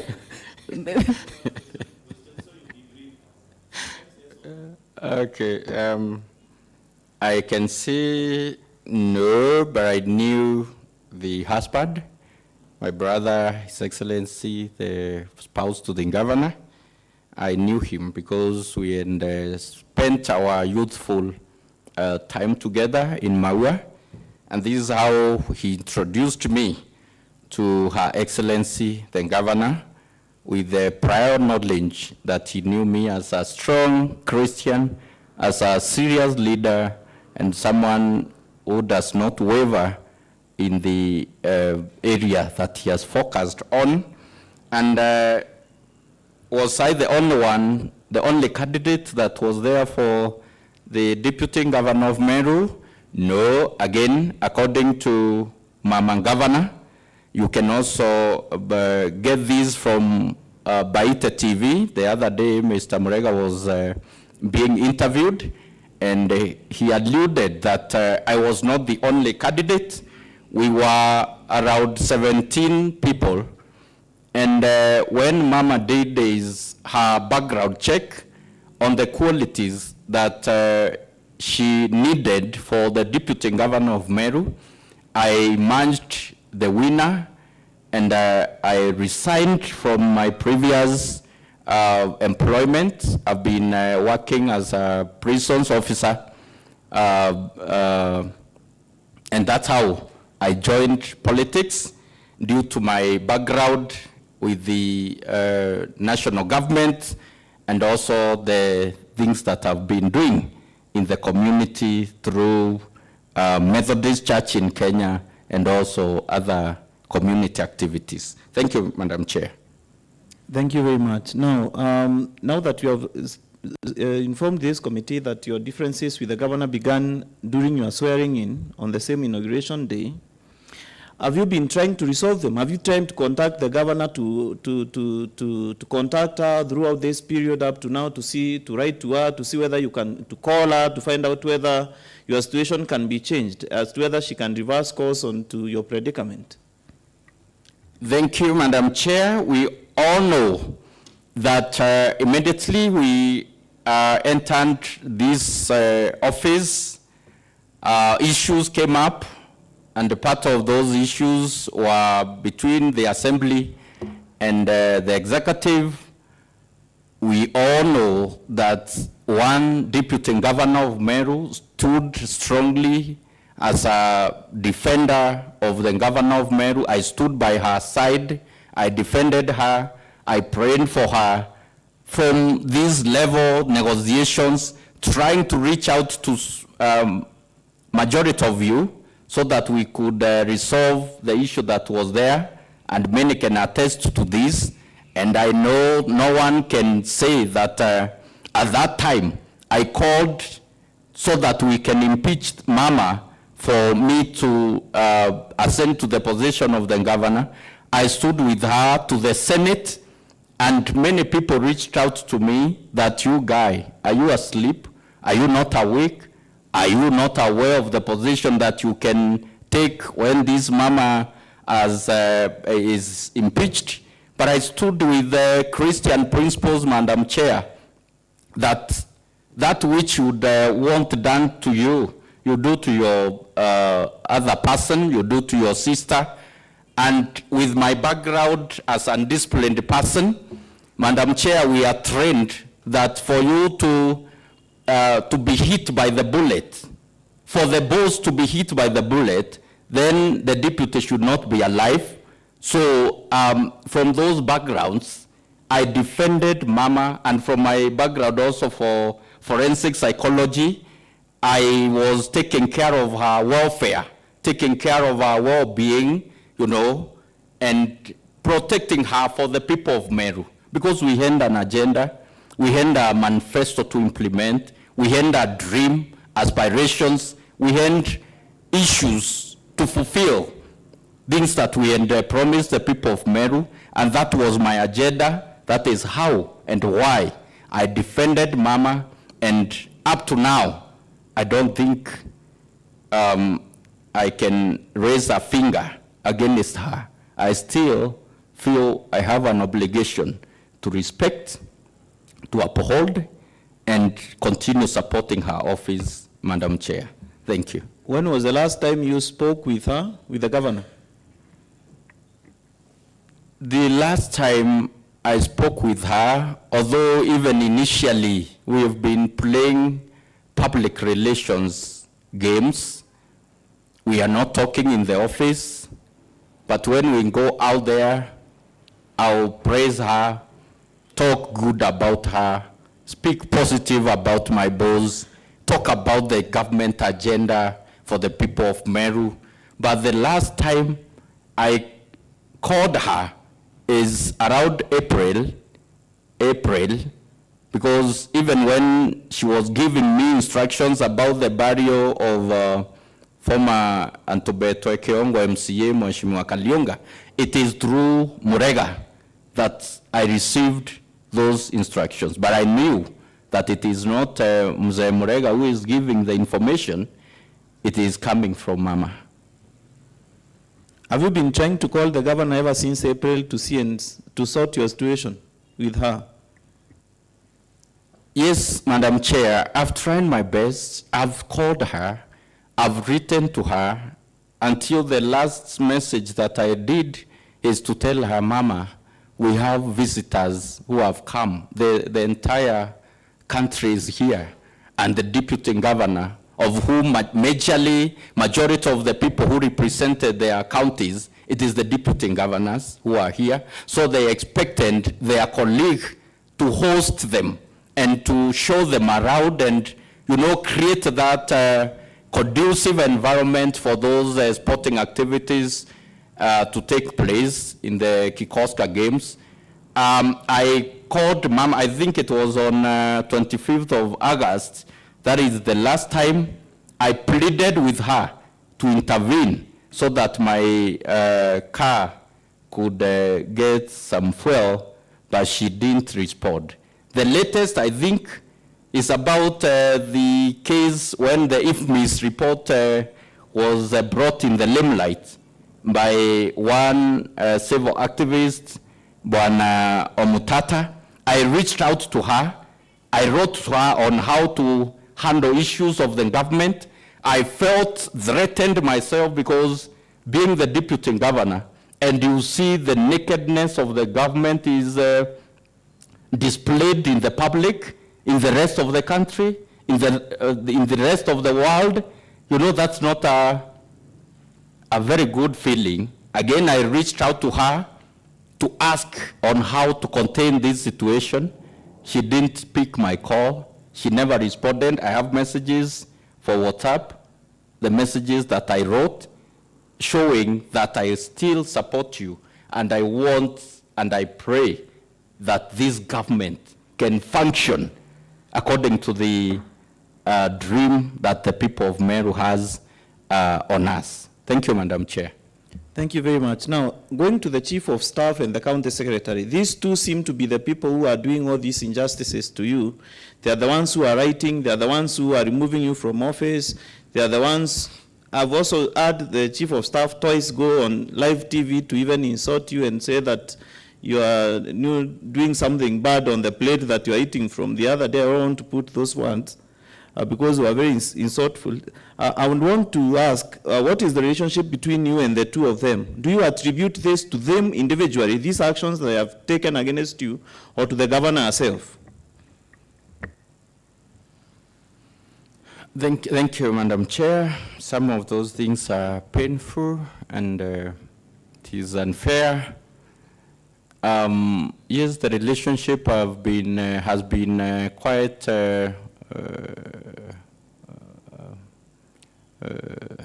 rough. I can say that even the time we were not really in this kind of friction, the Council Secretary and the Chief of Staff would tell me that, DG, we are willing to do this and that to you. We are willing to communicate to you. We are willing to relay this information or support you in this and that. But you sort your issues with your boss. She's the one who is not happy with what we are saying. So, Madam Chair, I don't take any offense with the County Secretary. You know they are being misused. I don't take any offense with the Chief of Staff. They are the mouthpiece of the boss, who is my boss, Madam Governor Kawira Mwangaza, because, you know, she has led by example. What you've heard in Chambambede mentioned is already mentioned in the WhatsApp official platform, where all the chief officers are, where the CECs are. So about defecating on a plate, those are not news from Chambambede. Mama herself has insinuated and hinted on that he who swallows the avocado seed must make noise when defecating the same. So I don't take offense with my juniors. I know civil servants are there to serve any government that will be in power. But for this, I think we are losing the track, and there is a lot of work that we need to do to debrief them, to take them back to how civil servants should behave, and also to do some refresher courses so that they can go back to the old ways of doing as per the law, and also as per the ethics. There are things that you can't do to your senior, to your mother, to your father, to your religious leader. I'm also a religious leader, but in Chambambede doesn't recognize that. So maybe we've lost the way, and we need to retrack our steps as Meru community. Thank you, Madam Chair. Thank you. I'll join two questions, and please be brief with them. What is the governor's management style? Because you have been attending the cabinet, and are the other CECs comfortable? Do they contribute? Do they give their ideas in the cabinet? Or they are just rubber stamps and they are never allowed to speak? I would like to find out from you, from the minute you entered the cabinet and the time that you have been attending, the governor's management style in the cabinet. What are the other chief, the executive committee members going through that you would like to speak of, that you know? I can briefly describe it as a one-man show. It really doesn't embrace the spirit of Constitution and Devolution Act, where inclusivity and participation is highly encouraged in the current Constitution. I can say that Mama will push what she thinks is good, whether it is supported by any law or not. She will push it. And if you dare give a divergent opinion, it will be faced with wrath, with punishment, and with serious warning that you are an enemy of the government. Those names, those ones, are highly used in the documentation, in the evidence that I've brought here concerning the conversations in the WhatsApp. Enemy, enemy. That is an enemy of the government. He is an enemy of the government. We must manage that enemy of the government. So we have so many enemies until we've become enemies of our own self. Yes. Thank you very much. Now, are you ready to swear an affidavit to support what you are telling this committee? Yes or no? Able, available, and willing at any time. Thank you. Now, about the recent trip that the members discussed, the governor was not able to go to that trip despite being on the list. Instead, she sent Miriam Gwantai, who is sent to be a sister, Murangeri Gwantai, who is a brother and a bodyguard, Rose Kinya Gwantai, who is a sister and also another bodyguard, Nefat Kenywa, who is the husband to Miriam, and Edward Mutuma, who is the nephew to Murega, and another person who is not even a member of the government, who is not a public servant. Considering that these people were hired by the governor herself, not the public service, not the county public service, because they are personal staff, do you think they were supposed to be sent on a government mission? Because we have a letter from the Ministry of Devolution that was sent there by the county secretary to request that they be approved to go on that trip from 7th June to 17th June for 10 days, and they went, and we have videos and everything, communication. Do you think it was right? Madam Chair, that is why this house is here. The Constitution envisages a situation where there must be checks and balances, the excesses that the executive can go to the extremes. The people mentioned in that list, some are officials that are serving attached to the county government and the personal assistant to the governor, but because there is no regard for the rule of law, there is no regard for any guiding law in this county or the policies made by this assembly. That is why you can hear a very crucial, important benchmarking visit, government being represented by the officers who have no capacity to come and implement whatever they go there to do, because they are going there. That is why I talked about tourism in the name of developing the Meru County government. Thank you very much. I've never seen you participate in the Okolea programs that happen on Sundays. What is your thinking of the Okolea program briefly? And you advise the governor against doing the Okolea that resorted to violence, because we have seen so many people charged at the Meru Law Courts that happened in Makiri, your home area. Thank you, Madam Chair. I think Okolea is not in any way the subject of our matter today, but I can comment because it's also a serious agenda that all Meru people are interested in. Okolea, it's a personal charitable organization that is spearheaded by Her Excellency and the family, and by it family fellowship. So we can not really entertain this discussion because it's not a public entity.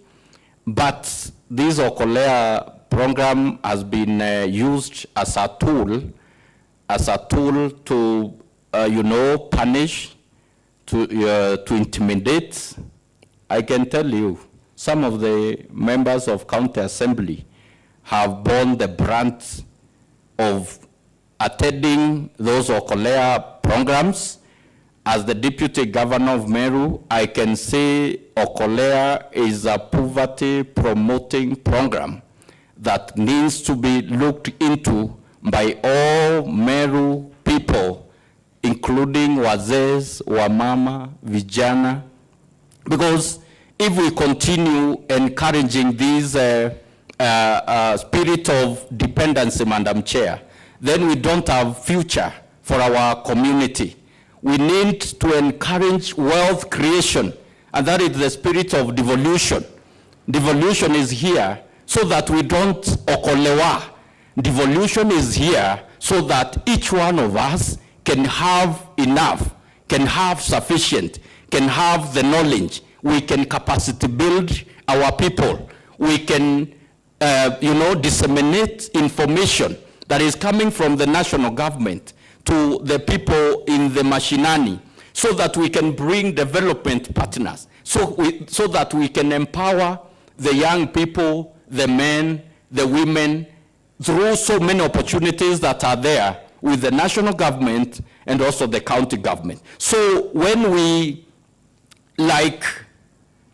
build this thing, waiting for a Messiah to come and okolea the people of Meru, really? Is this what we've been working for? Is this what the men and the women who have gone before us in Meru County governance have been fighting for, to wait for someone, an individual to come and okolea the entire community? Is that the right spirit for us? Are we supposed to wait to be okolewed? Let's be brief. I can see now you've now gotten into a maybe be very, very brief. Mheshimiwa DMK, be very brief. You have only 1 minute now to be able to execute that matter, but I can see, I think we have the quote for the day, the poverty promoting program. That is that is the DG saying, eh? So thank you. Madam Chair, let me finish. That Okolea program is a security risk. It should be treated like how you've seen Mheshimiwa for Cabinet Secretary for Interior treating these. Don't put the words into my mouth. How you've been treating the insecurity in other regions of this country. And so Okolea thing should be treated as such, with that weight, and the people of Meru be aware of the Okolea thing. Thank you very much. In the interest of time, do you think that the governor abused her office contrary to the provisions of the Constitution by doing all these activities that you are accused of doing towards you and your office? Yes, I think so, Madam Chair, because Mama Governor, being the CEO of the government, she's supposed to promote peace, to promote teamwork, to promote public participation. We've all seen the people of Meru telling Mama Governor, we can take this as a public participation, that Mama don't bring Okolea program to this and that region.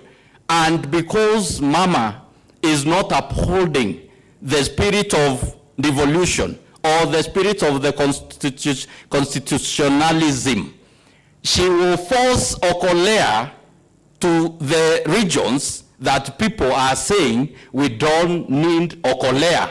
And that is why you saw so many young people in a certain region of this Meru being arrested, prosecuted, and they were slapped with heavy fines, 100,000, of which these young people are going to rot in prisons because someone who is a hustler, who doesn't have a meal, a lunch, 3 meals a day, how can they raise that amount of money in form of a fine, a court fine, because they were forced to swallow a monster called Okolewa?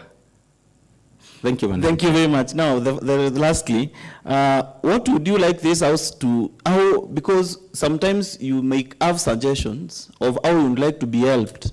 You wrote to this committee and this house because you are facing all these problems with the governor. How would you like the assembly to handle this matter? What would you like to request from the honorable members of the committee and honorable members of the house to intervene in this situation? Thank you. Thank you, Madam Chair. I would propose that this Honorable House that has been given powers by the Mwananchi, by the public, as per the Article 1, the people of Meru, Article 1 of our Constitution, the people of Meru have donated their power to you so that you can legislate, so that you can oversight, so that you can represent.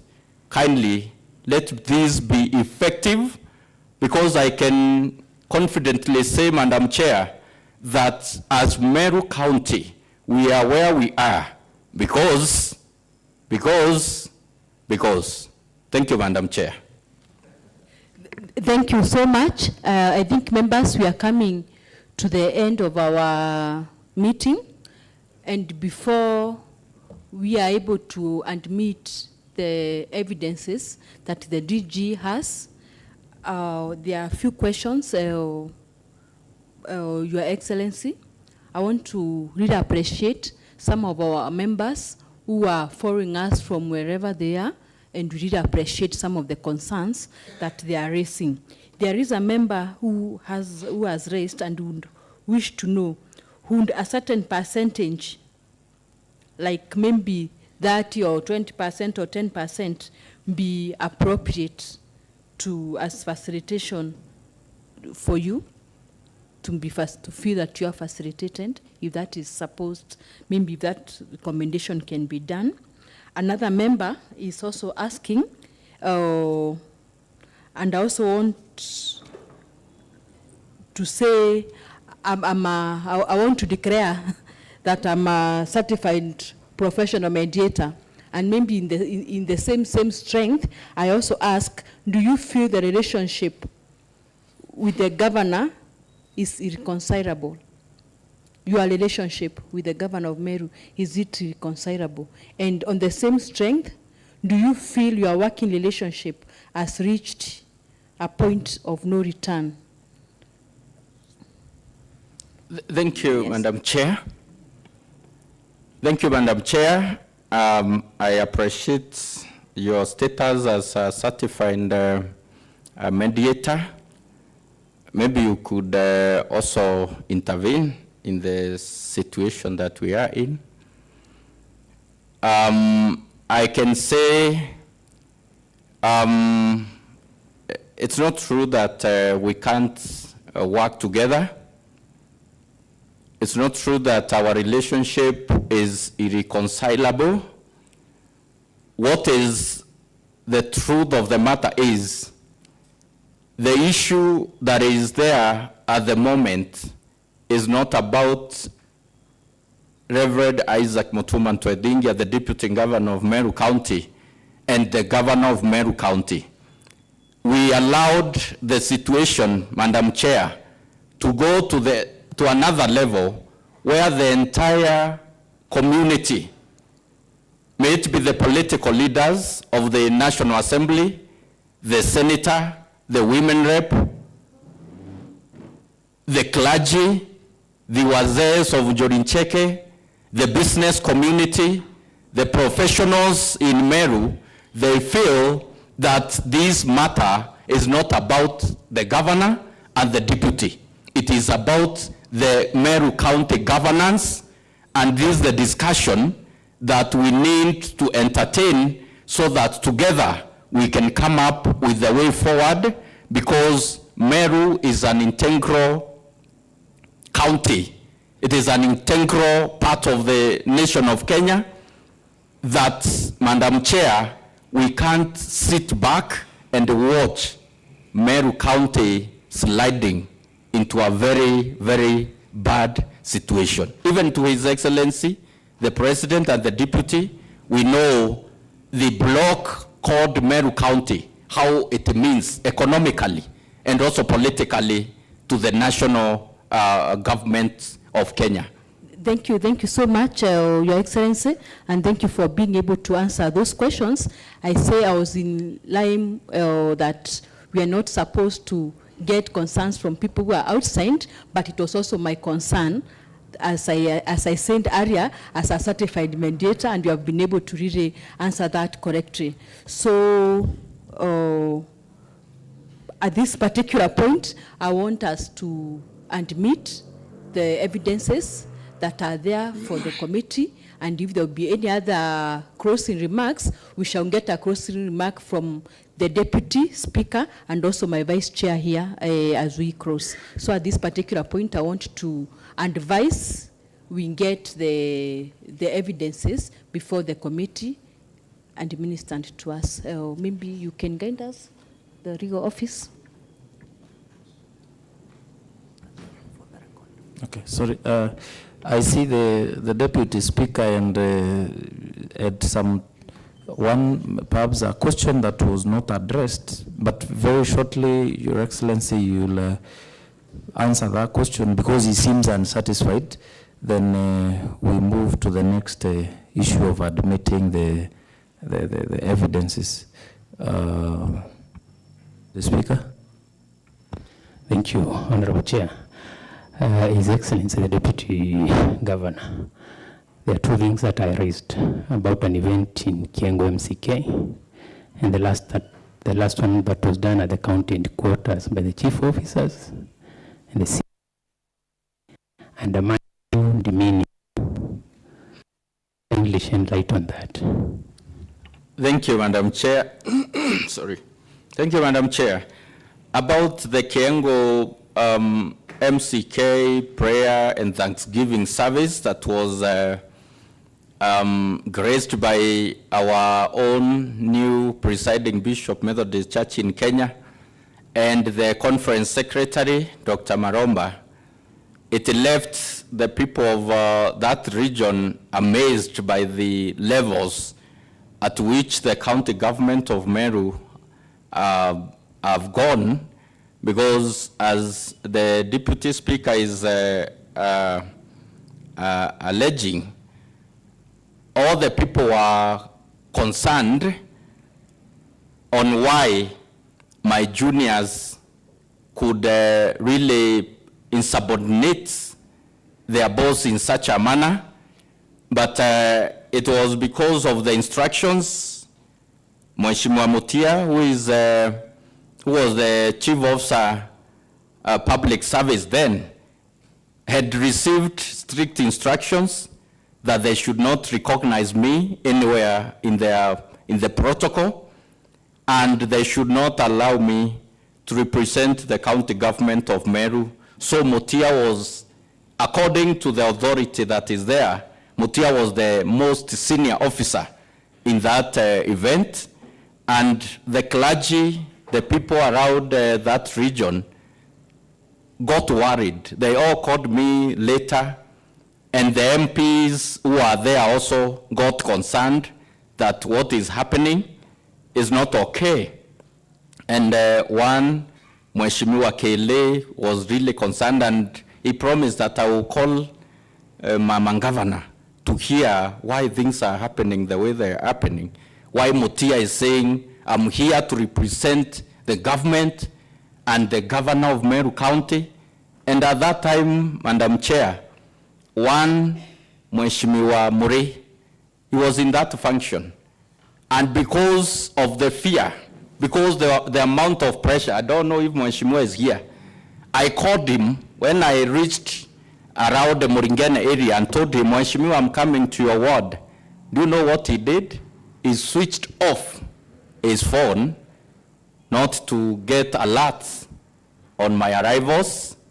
And I understood my brother, my younger brother, because of the amount of intimidation, the amount of pressure that has been there, especially on the members of this house and also on the county staff. Thank you, Madam Chair. About the press briefing, again, when I attended the first press briefing after these issues came about, the county secretary, I know they are wondering wherever they are, the county secretary told me he reached out to Mama because I communicated that I'm coming to the governor's residence to attend our normal monthly press briefing to update the people of Meru on what we are doing and what we are planning to do for them.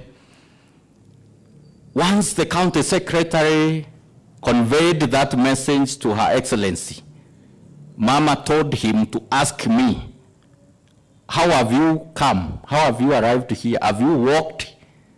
That you said you don't have, you are not facilitated to come with the vehicle. Have you walked? And my brother Kiambi Bishop, in his innocence, he had to relay that message because he didn't know if Mama Governor would know. He never relayed that message. Okay? He did exactly that. DG, Mama has told me to ask this. How have you come? Have you walked to this venue? I just laughed it off. And by not being given the opportunity to say hi to the people of Meru, or to say what I was elected to do, that was not really something big, because I knew that he is under instructions not even to mention me. Okay? Thank you, Madam Chair. Thank you, Your Excellency. Honorable members, we are really pressed. I have, Chair and I have had discussions here. You know, we've kept the Deputy Governor here for the last 3 hours. So it's only fair that we reach to a conclusion of this. I would like the Chair now to guide us on how we are going to admit the evidences. But first, perhaps Your Excellency would let us know the evidences you have in terms of the receipts, in terms of the letters that you wrote and the correspondences therein, in that order, so that we will have, after you, we admit the evidences that you have carried with you, we'll be able now to do the concluding remarks and you know, give the way forward. So can you kindly let us know what you have in terms of you know, evidences, because many instances you said, I have an evidence in this, I have an evidence in this. So take the floor. Thank you once again, Madam Chair. To begin with,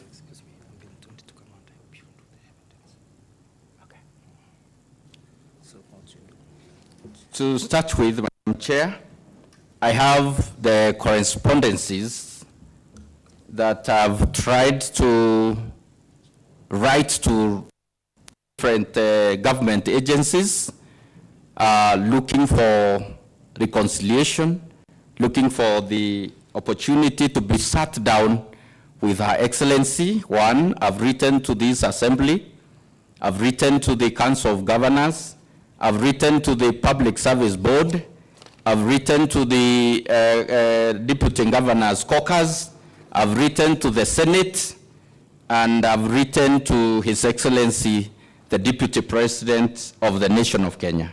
Those documents are there. Those are correspondences for reconciliation. Thank you, and I hope they are all received. They are all received. There are copies that have been received. Yes, by the relevant. I have the original. All right. Yes.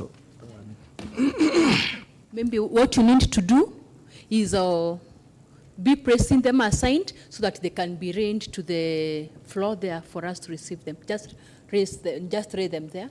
Yes, thank you. No, the other place up there. And also correspondences to our offices, that is the County Secretary, the Fleet Manager, the Secretary to the Cabinet, no, the Secretary to the Public Service Board. Don't confuse me, Patrick.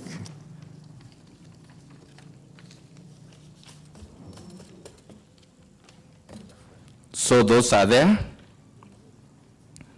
I have documents demonstrating that I've been using my personal money to run mostly the motor vehicle. I didn't know that I was expected to bring the receipts that I've been buying things to run the office of the deputy governor. So again, those documents are here. Do you have the receipts by anywhere else, or you have attached a few of them? I have receipts for the things that we've been buying, you know, for the office of the deputy governor. For the fuel, do you have any? Yeah, they are here. They are the there. receipts for the fuel, they are here. Thank you. I have documentation that demonstrates that I've been invited to some of the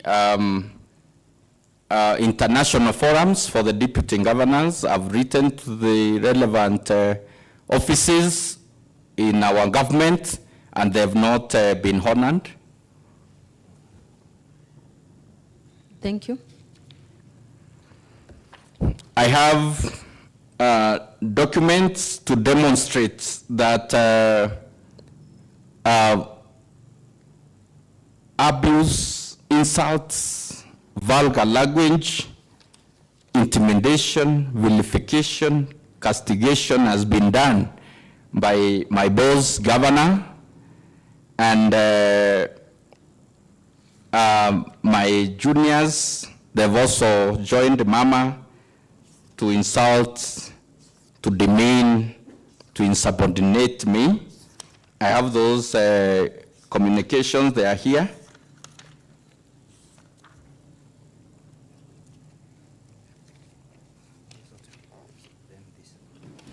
Yes. WhatsApp messages? These are WhatsApp messages. Okay.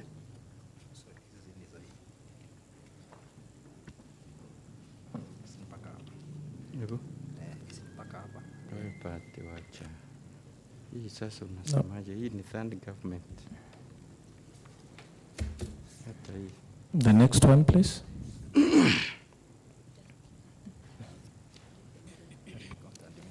Yes, the next one, Madam Chair.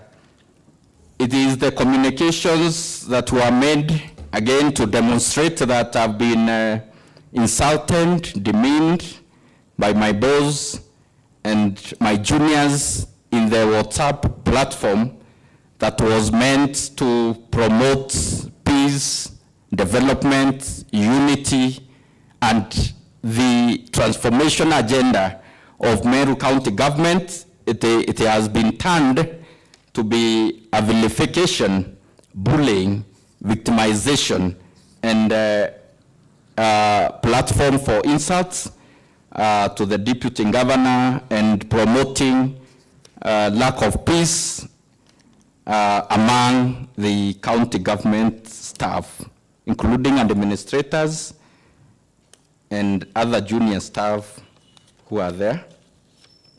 Thank you so much. We can continue.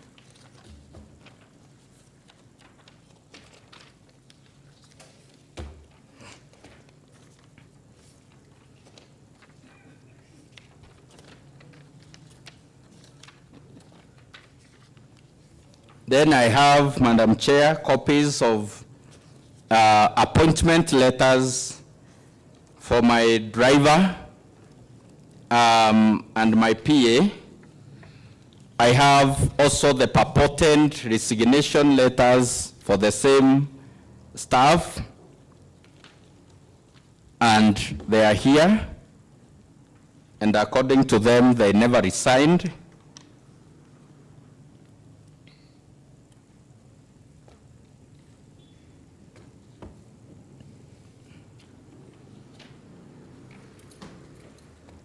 I think that's all, Madam Chair. Thank you. Thank you so much, Your Excellency, for being able to submit the evidences that you have to this committee. I will ask the Sergeant at Arms to take all the copies and hand them over to the legal department and the Secretariat for proper scrutiny at the right time. So maybe you can hand them over.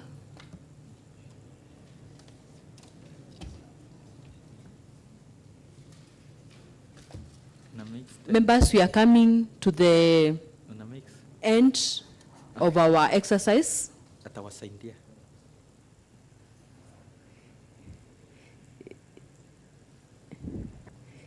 I can see some hand devices going on there.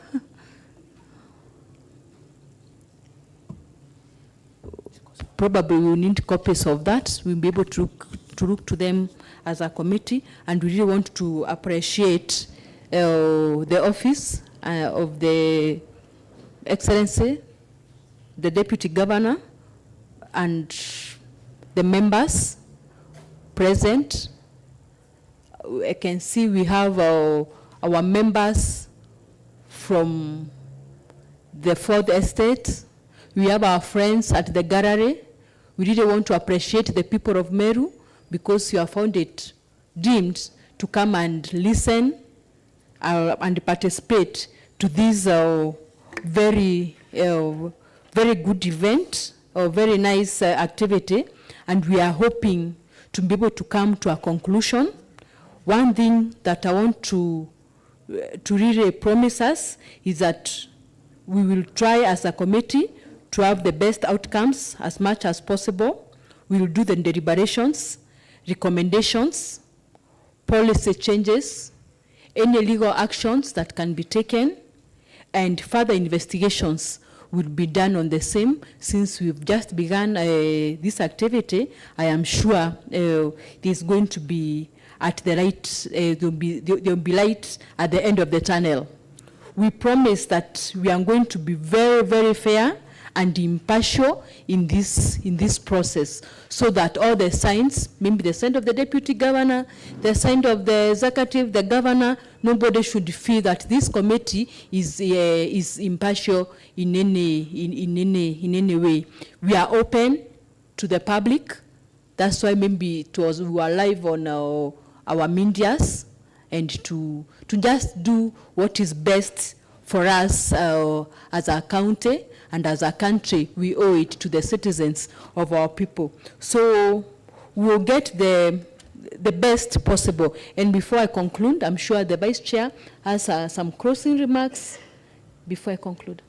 Thank you very much, Honorable Chair. And I want to take this opportunity to appreciate Your Excellency, the Deputy Governor, for bracing 3 hours of grilling and answering questions from the members. I also want to appreciate, honorable members that have also, sat down since morning hours up to this hour. I also want to appreciate, most importantly, the staff members that joined us and have been of much help to us. I also want to extend appreciations to members of the public that are in the public gallery, and finally, people that I adore and revere so much, the members of the press and the members of the Fourth Estate.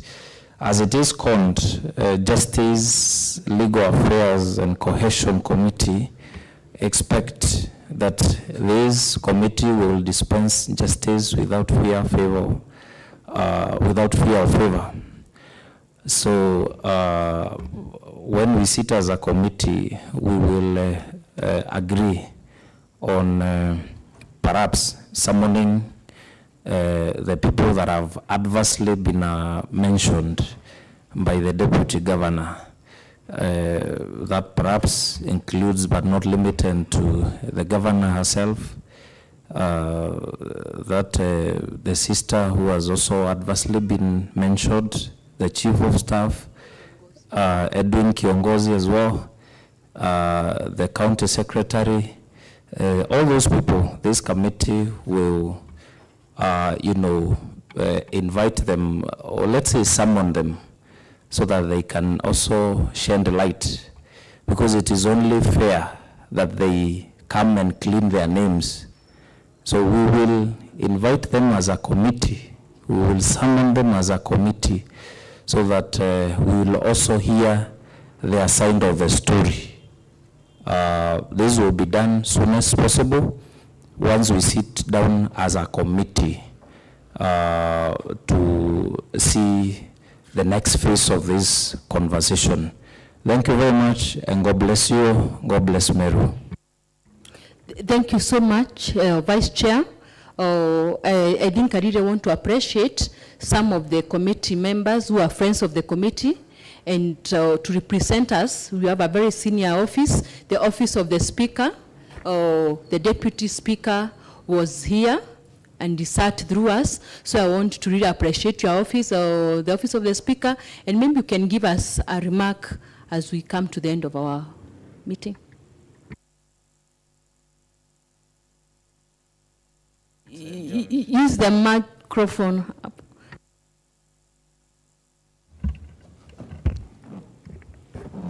I'll sit down. Thank you very much, Madam Chairperson. I want to appreciate the committee for the work well done. In fact, this is the work we should be doing. We are doing our oversight work, which is representative in a way and legislative. So, Honorable Chairperson, the Vice Chair, and members of the committee, honorable members, our staff, we really appreciate. And to His Excellency, the Deputy Governor, it was pleasurable having you around, shedding light on issues that you raised in your letters. And we believe that this Honorable Assembly will be kind to your queries and concerns raised. And you can rest assured that your office will be facilitated. Just take heart, never lose hope, and we really feel you. So thank you, Honorable Chairperson. Thank you so much. At this gesture, I want to give His Excellency, the Deputy Governor of Meru, to give his closing remarks, a comment or something as we come to the end. Thank you once again, Madam Chair, and your secretariat up there, and the entire Meru County Assembly, members who are here, and also who are representing our county out there in different areas. I want also to appreciate Mr. Speaker, to whom I wrote these documents, and in his wisdom, he assigned this committee to evaluate, to investigate, and also to hear the issues that are affecting our functionality, affecting the welfare of the people of Meru, because it's not about me, Reverend Isaac, it is about the welfare of the populace, the people that gave us this power, this mandate to serve them. And Madam Chair, through you, allow me also to appreciate that you are very understanding. The time that I was supposed to appear to this committee, I was not available. I got admitted, again, because of these, in connection to the issues that we are discussing here. And you were patient enough to wait for me and also apportion another opportunity for me to appear before this committee. I really want to say thank you to this committee and the able leadership of yourself, Madam Chair. I want to appreciate the people of Meru for praying and studying with us all as the county government of Meru. They've been supporting despite the challenges, despite the issues that are there, the political temperatures. They've not lost hope. I'll pray that they are not really going to lose hope. We continue to cling on the agenda, and the agenda of Meru is to move on. It is to create opportunities for our youth. It is to promote unity. It is to promote teamwork. It is to promote inclusivity and appreciate everyone's opinion. And Madam Chair, I would want to say thank you to all of us who have participated, and also the people who have watched us from within and without who want to follow up with the cause that the Meru community is taking. And we know that with the wise guidance of this assembly and the wise wisdom of our leaders out there, both who are in positions and also those who are not in active positions, together we are going to direct Meru County to the destiny that it should be, that we've all been praying for, that the Constitution of Kenya have envisaged for our county, Madam Chair. Let me conclude by quoting Isaiah 50, verse 20, where the prophet Isaiah was crying because of the children of Israel, saying, "Woe unto you who call evil good and who call good evil." Those are the principles that this honorable house should uphold, the spirit of Prophet Isaiah, that at no given time should this house call evil good and good evil.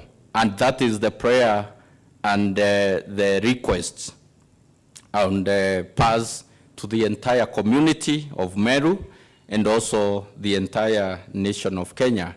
We should uphold the principles of goodness, being humble, lead by example, and also being fair to each other to promote togetherness and unity and create an environment for development, and especially in Meru County. Thank you, Madam Chair, for availing me this rare opportunity.